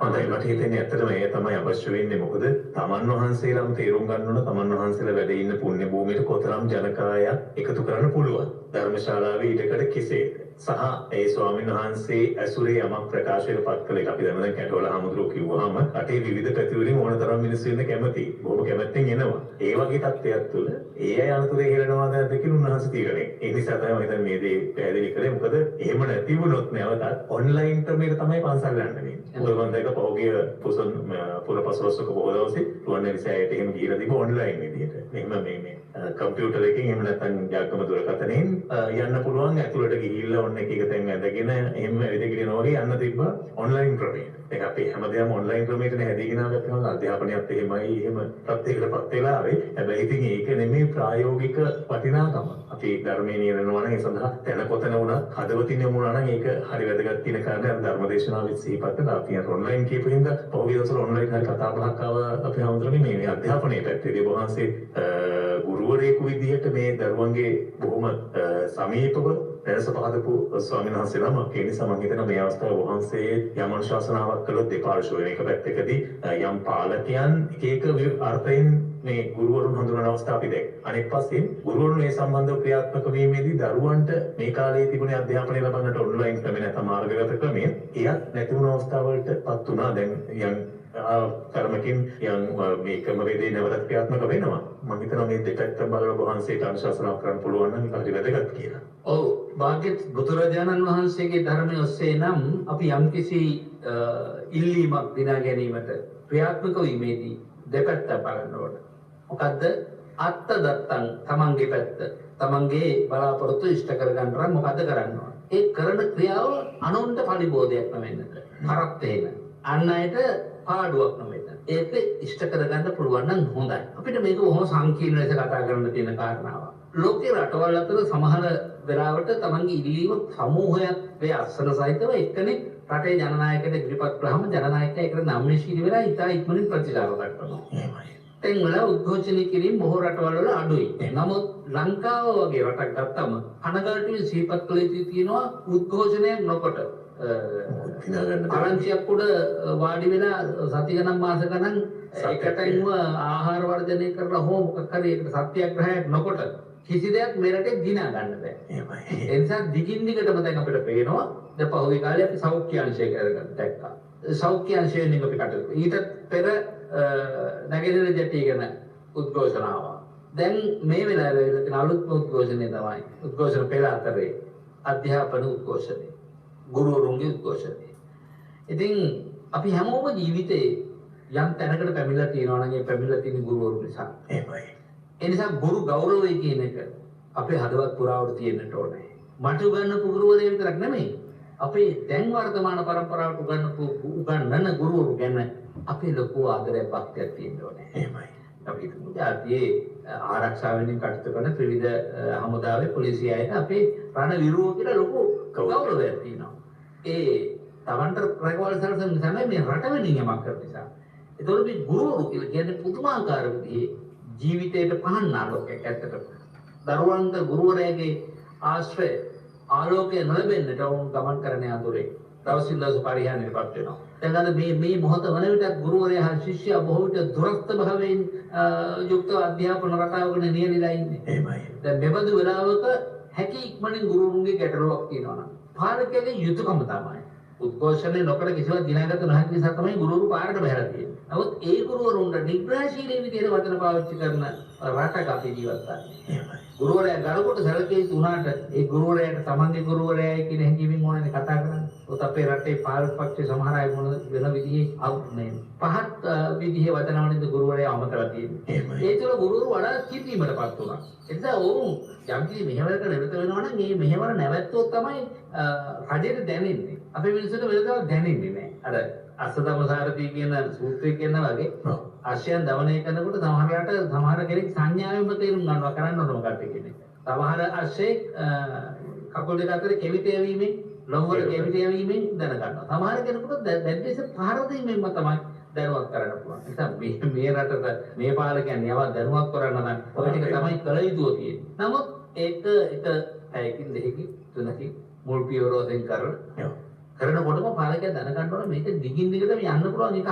මේගොල්ලන්ගේ ඉල්ලීම් සාධාරණයි. මේක දිගින් දිගට ගියොත් දැයේ දරුවන්ටයි පාඩු. ඊළඟට ඉල්ලීම කරන අයිතියක් බලන්න ඕනේ. ඒ කල්පනා කරන්න ඕනේ. අපි මේක දිගින් දිගටම කරන්නේ දැයේ දරුවන්ටයි පාඩු. අපිට ගුරුපත් වීමක් ලැබිලා තියෙන්නේ. දරුවෝ නිසා දරුවෝ නැති තැන අපිට ගුරුපත් වීමක් ලැබෙන්නේ නැහැ. ඒ නිසා අපි දරුවන්ට පාඩුවක් නොවන ආකාරයකට මේක කරන්න ඕන. ඒක තමයි මේ දෙපැත්තම ජාම බේරගෙන වැඩ කරන්න පුළුවන් නම් තමයි වඩාත්ම හොඳ. හොඳයි මම හිතන්නේ ඒ කාරණාවත් එක්ක දේශනාවේ සාකච්ඡාවට පියමු වෙනවා නම් මේ දේශනාව පුරාවටම අපේ හාමුදුරනේ මම දැක්ක දේ තමයි මෝහය. මෝහය ගැන වැඩිපුර මේ දේශනාවේදී කතා කළා. මම හිතන්නේ මේ තැන්වලදීත් මෝහය බලපාලා තියෙනවා සාමාන්‍යයෙන් සමාජයේ සිදුවෙන දේවල් එක්ක දිහා බැලුවාම මෝහය තරම් බලවත්ද? සාමාන්‍යයෙන් නිවන වසන කාරණාවක් විතර නෙමෙයි මෝහය. ජීවිතේ හැම දෙයක්ම විනාශ කරන ජීවිතයක යථාර්ථය එදිනදා ජීවිතයේ තියෙන සංසිද්ධි වල හැබෑ ස්වරූපය දැක ගන්න බැරි ඕනෑම මොහොතක් මෝහයට අන්තර්ගත කරන්න පුළුවන්. එහෙමයි. දැන් අර මං කිව්වේ එක පැත්තක් දකින්නකොට අර මොනරා වගේ මොනරා පිළිලි දාගෙන නටනකොට මොනරා හරි ආඩම්බරයි. පිළිලි දාගෙන අනිත් පැත්ත හැරෙනකොට මොනරාට තේරෙන්නේ නැහැ. මොකද පිටිපස්ස පැත්ත ඔක්කොම එළියේ. ඒ මොකද මෝහය නිසා. අපේ මිනිස්සු එක ඉල්ලීමක් සඳහා දැසකවන විට අනිත් පැත්තට ඇති වෙන පාඩුව අනිත් පැත්තේ ඇති වෙන පීඩාව අදට වඩා හෙට ඇති වෙන ව්‍යසනයේ වටහා ගැනීමට නැතිනම් ඒ වටහාගත නොහැකි බව ඇති කරවල තියෙන්නේ මෝහය නම් ස්වභාවය නිසා. මෝහය කියන එක හරිම පළල් එකක් ඇත්තටම. යම් කිසි කෙනෙකුගේ ජීවිතේ සාර්ථකත්වය ලැබුවා නම් යම් ආකාරයකින් යාව ඒ හොඳ අවබෝධයෙන් ජීවිතය ගත කරුණා. අවබෝධය නැති හැමතැනම ප්‍රයත්න වෙන්නේ මෝහයයි. ඒ කියන්නේ මාන්නයයි මෝහයයි එකට සම්බන්ධ වෙලා තියෙනවා. ඇත්තටම ඔව්. මොකද මාන්නය ඇති වෙන්නේ මෝඩකම නිසා. ඔව්. මෝඩකම නිසා තමයි මාන්නය ඇති වෙන්නේ. දැන් මිනිස්සු අහංකාර වෙන්නේ තමන් අන් අයට වඩා ඉහළයි කියලා හිතන්නේ මෝඩකම නිසාමනේ. ඒකට අවබෝධය ලැබුණොත් ඒගොල්ලෝ හිතනවා මමත් අනිත් අයත් එක සමානයි කියන අදහස ඇති කරගන්න. මම හිතන්නේ මේ අධ්‍යාපන රටාවට මේ ධර්මයක් ඔය විදිහට පැහැදිලි කරන අධ්‍යාපනයක් ලැබුණා නම් එහෙම අධ්‍යාපනයෙන් ඉහළට ගිහිල්ලා පාලනය කරන හෝ රටට නැත්නම් ඒ අධ්‍යාපන වෘත්ති කියන විදිහට කටයුතු කරන අයටත් මෝහය අඩු කරගන්නට හේතුවක් වෙවි. ඇත්තටම අපේ මේ ධර්මාභ්‍යාසයේ දැන් අනාගතයේ පිළිබඳව පාලක මේකක් බලන්න වෙනවා. අපි හිතමු දැන් සමහර රට සමහර ආදරකින් ගුරුවරයෙක්ගේ ක්‍රියාකලාපේ දිහා බලනකොට අපිට පේනවා සමහර දරුවෝ අතවරට ලක් වෙලා තියෙන්නේ ගුරුවරයා. සමහර නොමනා කටයුතු කරලා තියෙන්නේ ගුරුවරයෙක්. සමත්ත ගුරුවරු ගැන නෙමෙයි අල්පතර ගුරුවරු. ඒගොල්ලන්ට ඒ කාලේ ලැබිච්ච ධර්මාභ්‍යාසයේ තියෙන වැරද්ද නිසා තමයි. අඩුපාඩුව නිසා තමයි ඇත්තටම ගුරුවරයා සමහරට ඒ තත්ත්වෙටපත් වෙලා තියෙන්නේ. ඒ කියන්නේ අපි දැන් හිතක් පිනින් පිරුණාම මනසත් හොඳ වෙනවා. හිතක් පිනින් පිරුණාට පස්සේ මනසත් හොඳ වෙනවා, කයත් හොඳ වෙනවා කියලා බොහොමසේ දේශනාවේදී සිහිපත් කළා. දැන් අපිට එහෙම නියැලෙන බොහෝ දෙනෙකුගේ වර්තමානයේදී සමාජයේ එහෙම දකින්න ලැබෙන්නේ නැහැ. ඒ කියන්නේ පිනෙන් පිරෙන විදිහට අපි බොරුවක් කරලා තියෙන බොහෝ දෙනෙක්. හදවතට එකඟව ඒ සඳහා යොමු වෙලා නැතිකමද මේ අඩුවට හේතුව වෙලා. ඇත්තටම දැන් අපි උදාහරණයක් වශයෙන් ගත්තාම අපේ ඉන්නේ විභාග ධර්මයේ කියන මොකද උදාහරණයක් වශයෙන්. විභාග පටිපාටියකට පිළිතුරු දීමේ පිළිවෙලකට අපේ ඔළුව සකස් කරලා කරුණු ගොනු කරගැනීම හෝ කපඩා කරගැනීමක් නිසා අධ්‍යාත්මික වශයෙන් පරිවර්තනයක්. දැන් සාමාන්‍යයෙන් අධ්‍යාපන විද්‍යාව තුළ උගන්වන්නේ දැනුම ආකල්ප කුසලතා. එහෙමයි. ඒක අපි ළඟ තියෙන දැනුම පෝෂණය කරන වැඩපිළිවෙලක්. එහෙමයි. ආකල්පමය වෙනසක් ඇති වෙන හැටි පරිශ්‍රණය කරන වැඩපිළිවෙලක් අපි ළඟ නැහැ. දරුවා තුළ කොයිතරම් ආකල්පමය වෙනසක් ඇති වුණාද? ඔව්. එකිනෙකා කෙරෙහි අපි හිතමුකෝ උදාහරණයකට නහි වේරේන වේරාණී සම්බන්ධිත කුදාචරණ කියන ගාථාව උගන්වනවා. ගාථාව පාඩම් තේරුමක් පාඩම් විභාගෙට අහන්න ඕන ටික විතරයි. ළමයට පන්ති කාමරයේදී එකිනෙකා කෙරෙහි යන කොටා ගන්නා ගතිය ඇති වෙනවා නම් දැන් පහුගිය කාලේ අපිට දකින්න ලැබෙනවා සාමාන්‍ය පෙළ උසස් පෙළ ළමයි කොයි විදිහට ගෑනු පිරිමි වෙනසක් නැතුව කුලල් ගාගත්තේ කොහොමද කියන්නේ. එහෙමයි. පාසල් වල නිතරම දැක්කා. පාසල් වල නිතරම දැක්කා. එතකොට දැන් ඔය ලොකුයි කියලා හිතන පාසල් තියෙනවද? ඒ වගේ මේ ක්‍රිකට් ක්‍රීඩා කාලයට කොයි තරම් ගැටුම් නැති වෙනවද? එහෙමයි. එතකොට මේ ඇති වෙන්නේ ඇයි? අර නැහි වෙන්නේ ගාථාවේ හොත් එහෙම ඔක්කොම ළමයි දන්නවා. තේරුම කියන්නත් දන්නවා. මොකක්ද දන්නේ නැත්තේ? මේක අධ්‍යාත්මිකගත වෙලා නැහැ. මම කවදාවත් මට වෛර කරන කෙනෙකුට මම වෛර කරන්නේ නැහැ කියන ආධ්‍යාත්මික ශික්ෂණය ගොඩනගා ගන්න පුළුවන් වුණා නම් ආකල්පමය වශයෙන් අපිට බොහෝ දේවල් වෙනස් කර ගන්න පුළුවන් ළමාවි. ඒකට ඒ ළමාවි ඉක්මවාගෙන විශ්වවිද්‍යාලයට යන්නේ. විශ්වවිද්‍යාලයේ එළියට අපෝයින් ගුරුවරයෙකුට වෙන්නේ. එතකොට මේ හැමෝ තුලම දිගින් දිගටම මේ වෛරී චේතනා නැතුව තමන්ගේ ආත්මార్థය සපුරා ගන්න අපි කරන්නේ අනිත් අය කෙරේ වෛර කරන එකනේ. එහෙමයි. සමහරවිට මෙහෙමකුත් තියෙනවා. දැන් ඉහළ මට්ටමේ ඉන්නේ ඉගෙන ගත්තේ නැති අය නම් උගත් ගුරුවරුන් කෙරෙහි ලොකු ඊර්ෂ්‍යා පරව ස්වභාවයක ක්‍රියාත්මක කරගන්න කියනවානේ. එහෙම තියෙනවා. එහෙමත් වෙනවා. ඒ නිසා එහෙම වුණාම තමයි අර ගුරුවරුන්ට දොස් පාරස් කියන්නේ. එහෙමයි. මොකද ඒ ලොකු ඊර්ෂ්‍යාවක් වෙනවා මෙයා ඉගෙන ගත්තා මං 8 පාස් විතරයි මම මෙතෙන් ආවේ 8 පාස් වෙලා කියන හැඟීමේ කටයුතු කරන තැන තියෙනවලු තරක්. ඒ නිසා අර වෛරී චේතනාවෙන් තමයි අපි මේ දැන් ගුරුවරු ශිෂ්‍යෝ පාලකයෝ ගුරුවරු මේ දිහා බලන්නේ හැම එක්කෙනාම මා දරුණු වෛරයකින් කියනවා පේනවා. ලෝකේ මේ තරම් වෛරී සාගත චේතනාවකින් කටයුතු කරන වැඩපිළිවෙලක් තියෙන ලංකාව විතරයි කියලා මට හිතෙනවා. බලන්නත් ඉතින් මේ බුදුදහම තේරවාදී බුදුදහම නිවන අරමුණු කරගෙනම ධර්මයේ කියා දෙන රටක් තියෙනවා නම් මේ ලෝකේම මේ තරම් රටක් නැහැ. ඉතින් එහෙම රටක මෙහෙම වෙන්නේ කොහොමද කියලා හරි පුදුමයි මේවා. අර අපි මඩී මහානායක හාමුදුරුවෝ ප්‍රකාශ කළ තිබුණා මිනිහ හදන්න නැතුව රට හදන්න බෑ කියලා. මිනිහ හදන්නත් අපි හාමුදුරනේ ධර්මයත් එක්ක මිසක් මම හිතන්නේ නිකන් සාමාන්‍ය විදිහට හදලා බෑ. මේ තියෙන විදිහට ධර්මයත් එක්කමයි මේ මිනිස්සුයක් ගොඩනගෙන්නට ඕන. ඔව් දැන් මිනිහගේ ජීවිතේ වරදට වැටෙන්නේ නැති වෙන රැකගන්නේ ධර්මචාරී පැවැත්ම ඇති හදවතනේ. එහෙමයි. ඒකටයි ඔය ධම්මෝහය රක්කති ධම්මචාරී කියලා කියන්නේ ධර්මයේ තුල හැසිරෙන හිත තමයි මිනිහව ආරක්ෂා කරගන්නේ. එහෙමයි. මොනවට වැටෙනවද? එකක් අපායට වැටෙනවද? අනික අපායට වැටෙන පව්කම් වලට වැටෙනවද? අනිත් එක Tamanටත් අහිත පිළිස අනුන්ටත් අහිත පිළිස කිසිදු ක්‍රියාවකට හිත වට ගන්න නැතුව වෙනට නම් හිත පිනින් හිත දහමින් පෝෂණය කරගත යුතු වෙනවා. දැන් අර ඔබ වහන්සේ මේ සාකච්ඡාව ආරම්භයේදීම කිව්වා මුලින්ම සංගායනා කළ යුත්තේ විනය ඒ තමයි ශාසනයේ පැවැත්ම කියලා. ඒ වගේම අපේ විනය පවට ලැජ්ජාව හිරියොත් අප්ප නැත්තම් එතන විනය නැතිකමම අපේ විනාශයටත් හේතු වෙලා තියෙනවා. ඇත්තටම දැන් බලන්න හිතක් මව්පියෝ ගත්තම මව්පියෝ දරුවෝ ඉදිරියේ විනය අනුකූල නැහැ. එහෙමයි. බොහෝ මව්පියෝ ගුරුවරු ශිෂ්‍යයෝ ඉදිරියේදී විනය අනුකූල නැහැ. අපිට පේනවා ඒක. අපි දැක්ක සමහර වෙලාවට සමාජය දාලාවද පැවිද්දෝ කොහොමද ආමන්ත්‍රණය කරන්නේ සමහර කීයක්. පැවිද්දෝ කොහොමද එහෙම දුවන්නේ පණින්නේ. කෑකෝ ගහන්නේ. කැත වචන කියන්නේ. අතපය උස්සලා කතා කරන්නේ. රණ්ඩු සර්වල් කරන්නේ. එතකොට දැන් මේ ඒ අය විනය අනුකූල වෙලා. ඉතින් ඒගොල්ලෝ යටතේ හැදෙන මුළු ගමක්ම රටක්ම සම්පූර්ණයෙන් අවිනයානුකූලනේ. එතන නේද මේ සමාජ විලෝපණය සම්පූර්ණයෙන්ම සිද්ධ වෙන්නේ. ගුණ ධර්ම සම්පූර්ණයෙන් උනුත්පාද වීම සිද්ධ වෙන්නේ අන්න එකිනෙකා කෙරෙහි විනයානුකූල නැති බව. මම හොඳ කාලයක් මේ වස් කාලය තුල ඔය විනය ඇති කරගන්නට අපි උත්සාහ කළොත් එහෙම එළඹෙන අලුත් අවුරුද්දටවත් අපිට මම හිතන්නේ මේක වැඩිය හොඳ තත්වයකින් මුහුණ දෙන්න පුළුවන් කමක් ලැබෙවි. හැම මොහොතක්ම අපි හිතන්නට ඕන. ඒ සතා හොඳ මේ ආරම්භයක් මේ වස් කාලයේදීවත් ලබා ගත්තොත් දැන් පවතින ධර්ම මට්ටමකටපත් වෙච්ච පැවිද්දෝ හරි ගිහියෝ හරි වේවා අවිනයානුකූල පැත්තේ ඉන්න අය නම් හදනවා කියන එක ලේසි නෑ රජෝ. ඒක කවදාවත් හෙලෙන්නේ නැති එකක් නිකන් අත්දැකීමක් විතරයි. නමුත් අපි අලුත් පරම්පරාවක් හදාගන්න උත්සාහ කරමු. අලුතින් ඉන්න අනුගානේ තරුණ පරම්පරාවට යම් කිසි අදහසක් දෙන්න උත්සාහ කරමු. ඒගොල්ලන්ගේ හිත තුළ යම් කිසි පරිවර්තනයක් ඇති කරන්න උත්සාහ කරමු. මේක තමයි කල යුත්තේ කියලා මම හිතනවා. එතනින් තමයි විනය හදන්න පටන් ගන්න. කොතනින්ද? පාසලේ. එක වසරේ සිට විනය හදන්න ඕනේ. ඒ විනය හදන්න පාවිච්චි කළ යුත්තේ ධර්මයයි. එක අතක් සෝදා ගන්න අනිත් අත උපකාර වෙනවා වගේ. එක පයක් සෝදා ගන්න අනිත් පය උපකාර වෙනවා වගේ. විනය හදන්න ධර්මයේ උපකාරයි, ධර්මයේ ශක්තිමත් කරන්න විනය උපකාරයි. එහෙමයි. ඒ දෙක එකිනෙකට යා යුතු දෙකක්. හරියට සමාන්තරව යා යුතු දෙකක්. විනය වැඩි වෙලා ධර්මයේ නැතුණත් වැඩක් නැහැ. එහෙමයි. සමහරට තියෙනවා හරි විනය අනුකූලයි. ඉල්වන්තකම හරියට හරි. නමුත් කතා කරලා රෝම හේතුඵල ධර්මයේ ටික කියා ගන්න දෙන්නේ නැහැ. හේතුඵල ධර්ම මොකද කියලා හැම උත්තර දී ගන්න දන්නේ නැහැ. එහෙමයි. ධර්මයේ නෑ. ධර්මයේ නෑ හැබැයි සෙරප්පු දාන්නේ නෑ. හැබැයි කරේ පාත්‍රේ ළඟ ගමන් ඉන්නේ. එහෙමයි. තුන්සියුවෙන්මයි ඉන්නේ. විනය තියෙනවා. පේනවා. නමුත් ධර්මයේ නැත්තම් ඒ විනය වැඩක් නෑ.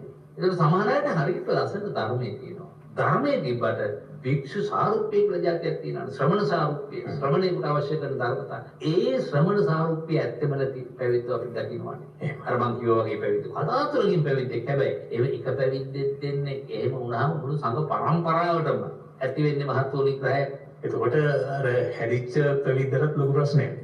ප්‍රශ්නයක් දැනෙන්නේ බලන්න එහෙම වුණාම අපි සාසනය කෙරෙහි වෛරින් බලන පිරිසකුත් ඉන්නවා මේ අතර. නොයෙක් ඇස් වලින් බලන අයත් ඉන්නවා. ඒ අයට අර වගේ එකක් දෙකක් තුනක් අවිනීවාදී අවස්ථා සිද්ධි ආවුණාම ඒක සමාජ දානවලට දාලා ඒක විදේශ සාකච්ඡා කරලා පත්තරයට ලියලා නොයෙක් ආකාර කරන ප්‍රසිද්ධියක් දෙන්න සූදානම්. ඒක මේ බුද්ධ ආගමේ තියෙන ලොකු වැරද්දක්. එහෙමයි. නමුත් වෙනත් ආගම් වල හිට වෙරොම කරන්න අඩුරුණුකම් තියෙනවා. එහෙමයි.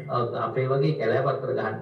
කැලෑ පත්‍රයි ඒ පත්‍රයි දෙකම ගන්න නැහැ. ඒක ඒගොල්ලෝ විතර සාකච්ඡා කරනවා. ඒ නිසා තමයි මම හිතන්නේ පොය කර්ම තියෙන ස්වාමීන් වහන්සේලාට කතා කරන්න උපසම්පදා ස්වාමීන් වහන්සේලා එකතු වෙලා පොය කර්ම කරනවා කියන ওই නිසා වෙන්නට ඇති. හැබැයි අද බොහෝ වෙලාවට හුදෙකලාව භික්ෂුන් වහන්සේලා තනි තනි වැඩ ඉන්න නිසා ඇතැම් වෙලාවට පොය කර්ම කරනවාද කියලා සමහර තැන්වලදී ප්‍රශ්න තියෙනවා. ඉතින් මේ දේවල් අපි හදාගෙන විනයත් එක්ක ගිහි ජීවිතයත් බද්ධ කරමු. එතකොට ධර්මයත් එක්ක විනයත් එක්ක ගිහි ජීවිතයත් බද්ධ කළාට පස්සේ අපිට වැරදි පෙනෙන්නට පටන් ගන්න ඒව හදා ගන්නට උවමනාවක් ඇති වේවි. එය අනාගතයට මහත් වටිනාකමක් එක්ක කරાવી. අපි හඳුනන්නේ දැන් වැරදි හදාගන්න බැරිද කෙනෙකුට. හදාගන්න කියන්නේ වැරදි හදාගන්න හදාගත්ත සමහරුන්ට පේන්නේ වැරදිම නා. සමහරු වැරද්දක් කරනවා දිගින් දිගටම කරනවා. ඊට පස්සේ ඌ ඒක හදාගන්න. හැබැයි සමාජය දකින්නේ අර වැරද්ද දැක්ක දෘෂ්ටි කෝණයෙන්මයි නම් එතනදී ලොකු වෙනසක් සිදු වෙනවා නේද? ඒ මත ඔහොදෙස් බලනවා නම් මේක අසාධාරණයි නේද? උදාහරණයක් විදිහට මට පහුගිය සතියේ අපේ ශ්‍රාවකෙක් කතා කළා. ඒ ශ්‍රාවකයා ඔබ වහන්සේට මේ ප්‍රශ්නේ යොමු කරන්නට ඉදිරිපත් කරපු ගැටලුව ඔහුගේ බිරිඳ තමාගේ පක්ෂයේ අයට තමන්ගේ පවුලේ අයට එතරම් කැමැත්තක් දක්වන්නේ නැහැ. ඊට හේතු විදිහට ඔහු ඉදිරිපත් කළේ යම් ප්‍රශ්න තිබුණා කියලා තමන්ගේ පාර්ශ්වයට තමන්ගේ මේ පරම්පරාවේ අයගෙන යම් ප්‍රශ්න ගැටලු තිබ්බා කියලා. ඒ තත්ත්වය නිසා ඒ බිරිඳ එයාලව ප්‍රතික්ෂේප කරන මට්ටමට පත් වුණා කියලා. ඊට පසුව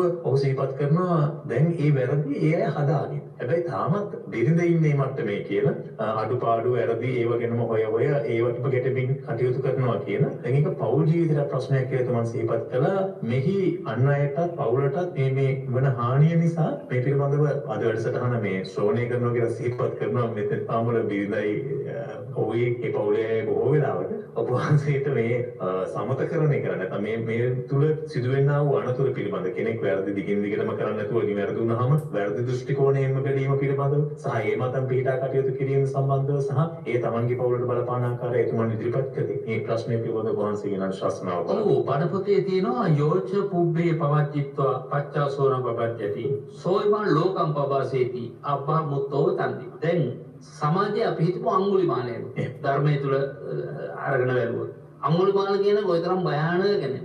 එතකොට ඒ අඟුලිමාල නම් වූ භයානක පුද්ගලයාව අල්ලන්න පොතොල් රජුරෝ යනවා. බුදුරජාණන් වහන්සේත් කුණ ගහනවා ඒ වෙලාවේ. ඒ වෙනකොට අඟුලිමාලෙන් දමණය වෙලා භාග්‍යතුන් වහන්සේ අභියත රහතන් වහන්සේ නමක් වෙලා ඉන්නේ. රජුරෝ කියනවා ස්වාමීනි භයානක හොරෙක් ඉන්නවා මිනිස්සු ඔක්කොම රව් බඳනවා. ඉතින් මේ මං එයා අල්ලන්න යන ගමන් මේ. එහෙමද? ආවුනොත් මොකද කරන්නේ? මම ස්වාමීනි මම මෙච්චර දෙන්න තියෙන දනුවන් තියනවනේ ඒ ඔක්කොම දනුවන් දෙනවා. ඔක්කොම දනුවන් දෙනවා. අවසානයේ ඝාතනය කරනවා. එහෙමද? දැන් ඔබට දකින්න ලැබුණත් එයා රජුරට දාඩි දැම්මා කියනවා. දාඩියෙන් දාඩි වැగిරෙන්න පටන් ගත්තා. අනේ ස්වාමීනි දැක්කොත් මට මොන තත්ත්වයක් මේ වෙලාවේ උදා වෙන්නේ. මොකද දැන් ළඟම ආරක්ෂකයන්ට නැත ඉන්නේ. බුදුවරණන් ඉන්නේ. මම ඔබට දක්වන්න. ඔබ බය වෙ යුතු නැහැ. අඟුලිමාලයන් පෙන්නනවා. අරහත්ත්වයටපත් වූ අඟුලිමාලයන් වහන්සේ පෙන්නනවා. දැන් රජුරෝ ඕම ගෞරවයෙන් පසක පිළිතුරු වන්දනා කරනවා. එතකොට මේ කාරණාව අච්චර දරුණු කෙනෙක් හැබෑවට පරිවර්තන වුණා කියලා අවබෝධ වුණාට පස්සේ භාගිත නෙමෙයි හැබෑවට. තමහර අය හරි දුෂ්ටයි ඇත්තටම බැලුවා. එහෙමයි. දුෂ්ටයි තමන්ගේ වැඩේ කරගන්න විතරක් බොරු කරුණාවක් බොරු හැදිච්ච කමක් පෙන්වන්න පුළුවන්. සියලු මම්මුලදී කරපු සියලු වැරදි අඩු රොණුකම් මොකවත් නැහැ මට සමා වෙන්නේ කියලා අපි හිතමු විවාහ ජීවිතවලදී මේ ඇති වෙනා වූ ප්‍රශ්න දිනන මිනිස්සයා නොමකට ගිහිල්ලා අහු වුණාම මේ අරගෙන මං ආයෙ කරන්නේ නැහැ සුවරයටම. අපි හොඳට ජීවත් වෙමු කියලා පටන් ගන්නවා දෙන්න. ආයෙ ටිකක් කරලා කරන හොරෙන් අර වැඩේ යනවා අර විදියටම. ආයෙ ටික කරලා ගිහිල්ලා මං ඇත්තටම දැන් මට ආයෙත් නම් වැරදුනා තමයි මං ආයෙ කරන්නේ හොඳේ. දැන් බැහැලා හරි 100ක් විශ්වාසය තිබ්බොත් ආයෙ කරන්නේ නැහැ කියලා. අපි බොහොම මධ්‍යස්ථව බලන්න එපා. එක එක ප්‍රශ්න වලට අනුව පොළොවේ බලන්න ඕන. මධ්‍යස්ථව බලන්න ඕන. කෙනෙකුට ගොඩක් තාඩන පීඩන කරලා දැන් හරිය කියනකොට මොකටද එන්නේ මේ හරිය බව පෙන්වන්නේ මොකටද කියලා බොහොම අවබෝධයෙන් බලන්න ඕනේ. එතකොට එහෙම හොඳ අවබෝධයකින් බලලා. හැබැයි තමන් නිතරම හිතා ගන්නකොට මට තේරුණොත් දැනුණොත් මෙයා දැන් ඇත්තටම පරණ වැරදි තේරුම් අරගෙන ජීවිතේ හැදිලා ඉන්නේ කියලා.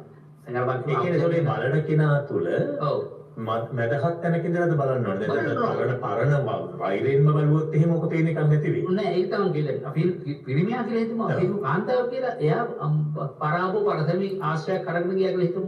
මේම ආශ්‍රයයක් අරගෙන ගියාම අහු වෙනවා. අහු වෙලා කියනවා නෑ මම ඊට පස්සේ කරන්නේ නෑ. පොරොන්දු වෙනවා. මොකද දෙරටේ අප්‍රමාණව තියෙන ප්‍රශ්නයක් මේක. නමුත් එතකොට හෘදයාංග බොහොම මෙයා බොහොම උපේක්ෂාවෙන් ඉස්සර වැඩි කරට ආයෙ කරන්නේ නෑ කියන හැඟීමේ පොරොන්දුව මත නිරන්තරයෙන්ම මේ ගැන අවධානයෙන් ඉන්න ඕනේ. බොහෝ පරිශ්‍රණය කරන්න ඕනේ. විශ්වාස පරමාඥාති. විශ්වාස පරමාඥාති. එහෙම ඉඳලා ඊට පස්සේ බලන්න ඕන මට දැන් නම් 100%ක් මගේ මනුස්සයා තහවුරුයි. 100%ක් මම දැන් වැරදි තේරුම් ගන්න පෙරවලකදී සම්පූර්ණයෙන්ම අත්තරලා තියෙන මට පුළුවන් දැන් ජීවිතය අලුත් කරගන්න කියන තැනට. හැබැයි ඒ වගේ හිතන්න ඕන හරි දැන් කවුරු හරි සමීකරණ කතා කරනවා අසමගි වෙලා ඉන්න. මට දැනෙනවා නම් ඔයා කිව්වට නෙමෙයි මට දැනෙනවා නම් මෙයා සම්පූර්ණයෙන් පරිවර්තන වුණා කියලා මම ලෑස්ති. එයාව පිළිගන්න හොඳ කෙනෙක් හැටියට. වැදගත් වෙන්නේ දැන් අතන අර ස්වාමියාගේ පැත්තේ අය අතීතයේ මේ බිරින්දෑවට කරපු නැත්තම් මේ සහෝදරියට කරපු නෑනට කරපු ලේලිට කරපු යම් යම් දේවල් ඔක්කොම හිතේ තියෙනවා. කිසි කෙනෙකුගේ හිතේ නැත්තේ නෑ. අපි එහෙම හිතේ නෑ කිව්වොත් බොරු. ඒගොල්ලෝ හිතේ තියෙනවා මට මෙහෙම කළා නේද කියලා. නමුත් එවැනි අය ඒ වෛරේ හිතේ දරාගෙන හිටියොත් අරගොල්ලෝ සමහර විට වැරද්ද දැන් හදාගෙන අනේ මෙච්චර කෙනෙකුට නේද මම මෙහෙම කළේ කියන තැනට ඒගොල්ලෝගේ හිත පරිවර්තන කරලා තියෙනවා. ඒ අය මරණයෙන් පස්සේ දුගතියට යනවා. මෙයා මේක අත්තරගත්තේ නැත්නම් මෙයා දුගතියට යනවා. ඉතින් ඔබ තීරණය කරනවා ඒගොල්ලෝ හැදිලා සකස් වෙලා නම් ඒක වෙනම කතාවක්. මමත් මගේ හිත උපේක්ෂාවේ තියාගෙන ඒගොල්ලෝ හැදුණා නම් මම බොහොම හොඳයි කියලා පිළිගන්න පුළුවන් මට්ටමට මගේ හිත පත් කර ගන්නවා කියන තැනට ආවොත් නේද වඩා හොඳ.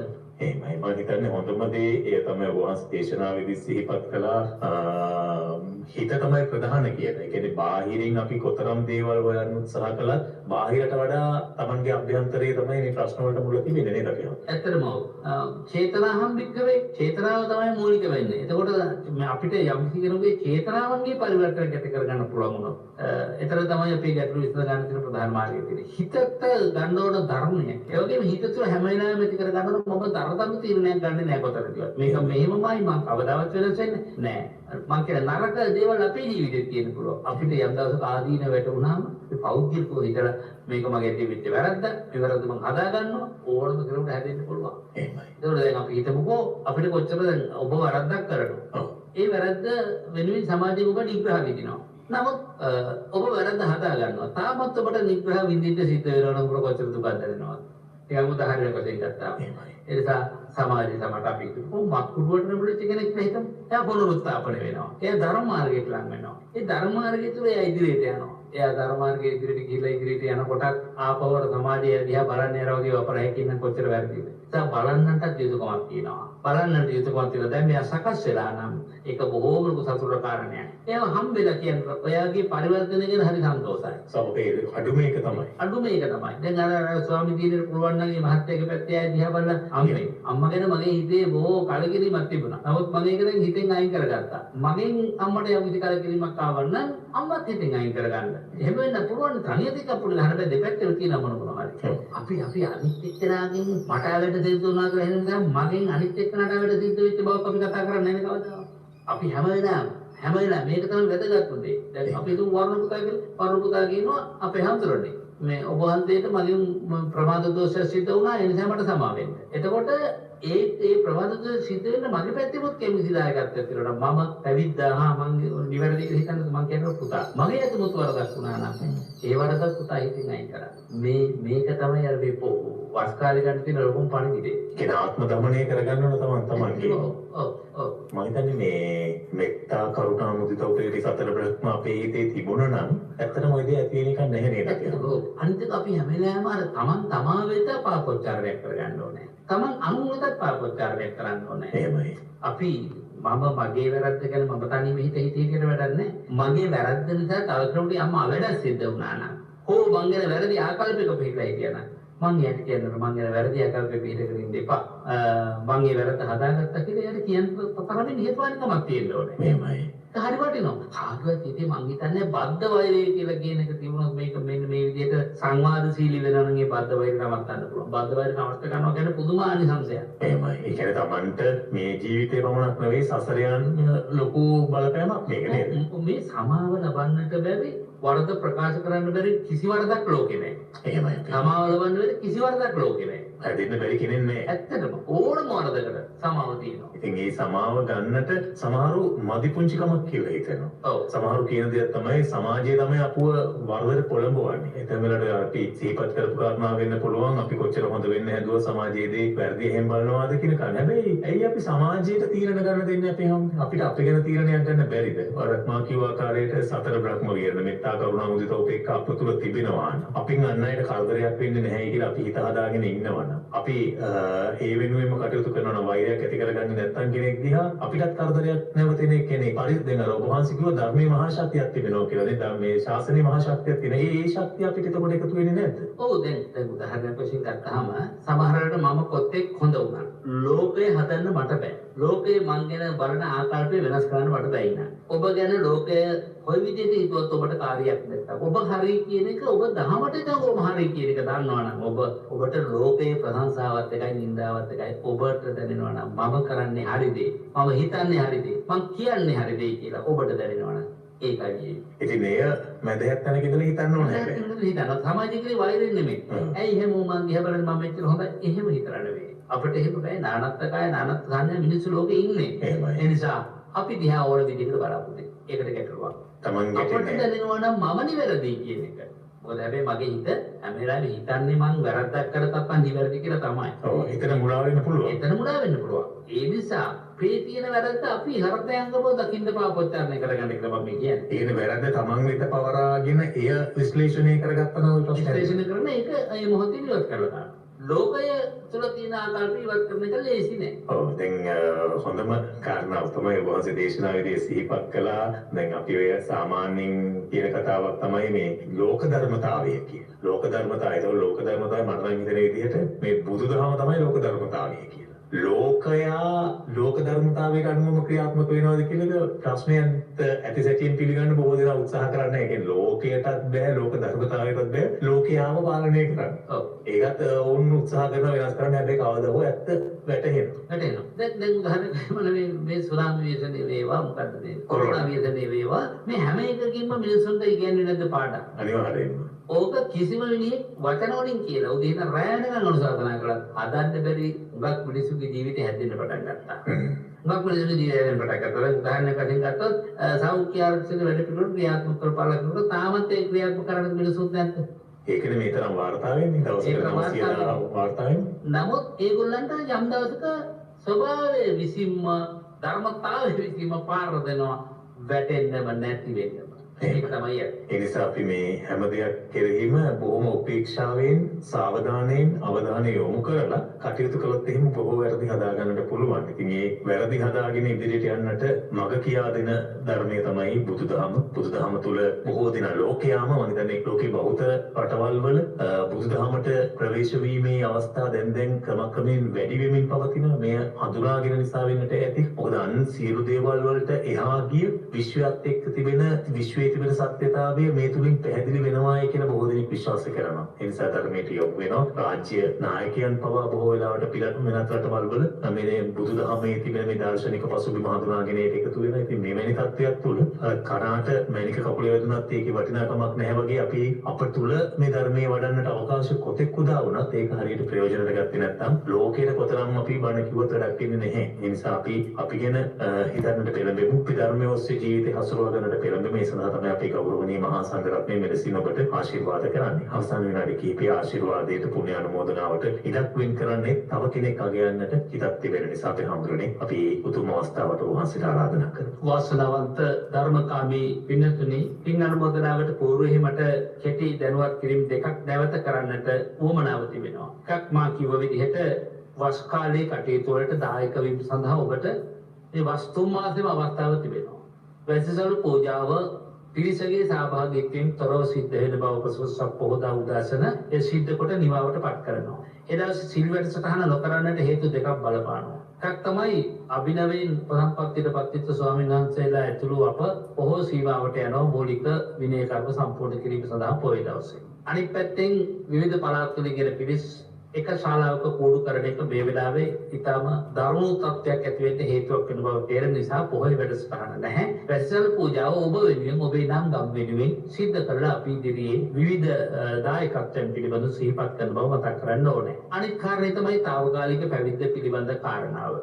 తాවකාලික පැවිද්ද අපේක්ෂාවෙන් ලිපි රාශියක් ලැබිලා තිබුණා. ඒ තුලින් තෝරාගත්ත පිරිසට අපි දුරකථනයෙන් හෝ එහෙම නැත්නම් ලිපියක් මගින් හැකි ඉක්මනින් දැනුවත් කරන්නට කටයුතු කරනවා. කෙසේ වුවත් తాවකාලික පැවිද්ද වෙනුවෙන් ඇතුළු වෙන්නට බලාපොරොත්තු වන පිරිමි නොපිරිමි කවුරුත් මේ මාසේ 25 වෙනිදා ඉරිදා උදේ මෙත්නෙත් පාමුල වැඩසටහනෙන් පස්සේ දේ 10ට මේ පූජා භූමියට පැමුණුනාම ඒ පිරිසට අවශ්‍ය කරන ඇතුළත් කර ගැනීම සඳහා ඉල්ලුම්පත්තු සම්පූර්ණ කිරීම ඒ වගේම නේවාසිකව එදාට නවතින්නට බලාපොරොත්තු වෙන පිරිසක් වෙනවා නම් ඒ පිරිසට අවශ්‍ය නවතැන් පහසුකම් සකස් කර ගැනීම ආදී බොහෝ කාරණාවල් එදා සිද්ධ කරනවා. අගෝස්තු මාසේ පළවෙනිදට තමයි අපි බලාපොරොත්තු වෙන්නේ ඒගොල්ලන්ට తాවකාලික පැවිදි සිවුරු පට්ටල් පළඳවලා ඒගොල්ලන්ගේ తాවකාලික පැවිදි කාලය ආරම්භ කරන්නට. එතෙක් හැබැයි ඔබට මූලික පුහුණුවීම් කීපයක් කරන්න තිබෙන නිසා ඔබ 25 වෙනිදාට පැමිණියොත් හොඳයි. ඔබ පැමිණෙනවා නම් කොළඹ පැත්තේ සිට මිරිසත් හන්දිය පහු කරලා නුවර පැත්තට එක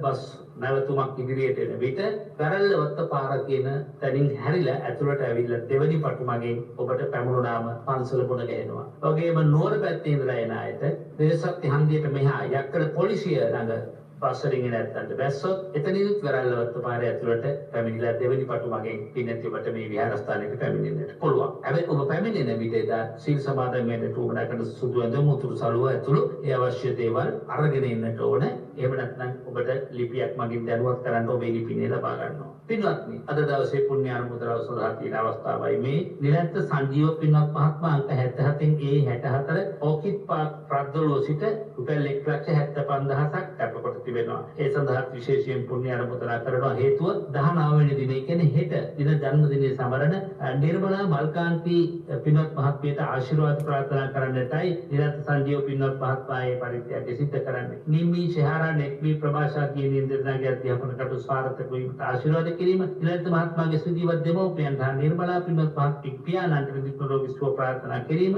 අටමසකට පෙර මියගේ නිර්මලා මහත්මියගේ මෑණියන්ට නිවන් සුව ප්‍රාර්ථනා කිරීමයි මේ සදහවතුන්ගේ ආරමුණ. ඒ වගේම ඥාන විනෝද හේවා ගුණතිලක පින්වත් ගුරු මෑණියන් අංක 62 කීස් නිවාස පින්වන්ත පාරතුර සිට රුපියල් 50000ක බරපතල සෑමරු නිර්මාණය වෙනුවෙන් කැපකොට තිබෙනවා. මට ආශිර්වාද කිරීමත් වගේම ගෞතමී කුමාරී දිනියගේ ජන්මදිනයට ආශිර්වාද ලබා ගන්නටත් වගේ මුණුපුරු මිලිපිරියන්ගේ අධ්‍යාපනකට සාර්ථක වීමට ආශිර්වාද ලබා ගැනීමට තුෂාරී නිමල් කරුණාරත්න සංධිය ඇතුළු දූ දරුවන්ට නිදුක් නිරෝගී භව හා දීර්ඝායුෂ ප්‍රාර්ථනා කිරීම අභාවයටපත් සිරිසේන ගුණතිලක වන මාගේ සැමියාටත් ඒ වගේම ජගත් ගුණතිලක වන මාගේ එකම පුතාටත් මෙවන් අකල් මරණයක් නොවේවා ඉක්මන් භවයකම නිවන් සුව ලැබේවායි ප්‍රාර්ථනා කිරීමයි ඥානාමෑණියන්ගේ ප්‍රාර්ථනාව. උදානි රාජපක්ෂ පින්වත් මෙනවී අංක 3න් 3 මාකොළ උතුර මාකොළ සිට රුපියල් 35,000ක බරපතල පූජා කරමින් උපසම්පදාවට පත්වනු ස්වාමීන් වහන්සේලා වෙනුවෙන් 12 පිරිකර වෙනුවෙන් ඒ බරපතල කරන්නටයි ප්‍රාර්ථනා කරමින් මට සෙත් අධිෂ්ඨාන කොට තිබෙනවා. අභිනව උපසම්පදා භූමියට වර්තිත ස්වාමීන් වහන්සේලාට සෙත් ස්වාධිෂ්ඨාන කරලා තියෙනවා. වගේම ජූලි 14 වෙනිදා දනන්දනේ සමරන මානදි වෙදී පරිච්ඡ උදානි මල්කාන්ති මෙනවී සා නිල්මිනි උදේකාන්ති යන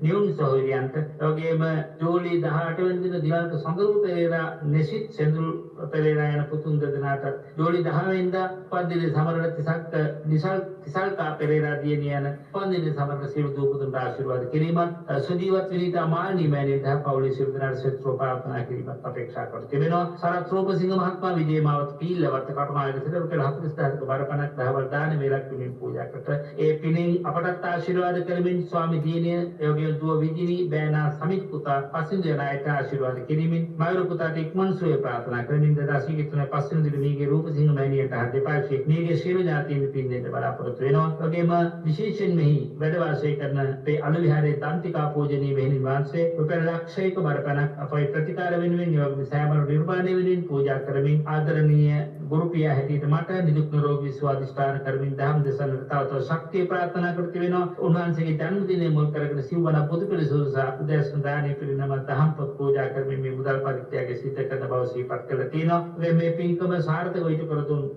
රෝහන් කුමාර පුතේ ඔයාට ආශිර්වාද කරමින් අද වන් දිනක මට උපත ලබා දුන්නාගේ මියගේ දෙමව්පියන්ට ගුරු බෞතුන්ට පුණ්‍ය අනුමෝදනා වේවා කියලා ප්‍රාර්ථනා කර තිබෙනවා. සුජීවත් සහෝදර සහෝදරයන්ට එතර සිට ඥාති සහෝදරයන්ට ආශිර්වාද කරමින් මේ උදාර පින්කම තමන් වහන්සේගේ ජන්මදිනයදා සිදු කරන ලැබුවේ ඒ උතුම් ප්‍රාර්ථනා සියලු දෙනාගේ මිෂ්ඨ සිද්ධ වේවා. මෙලව ජීවිත ගමන ආලෝකමත් වේවා. සියලු දොස් සඳුරු දුරු වේවා. නිවනින් නිවෙන්නට මේ කුසල් බුදු පාමුල පාරමිතාවක්ම වේවා.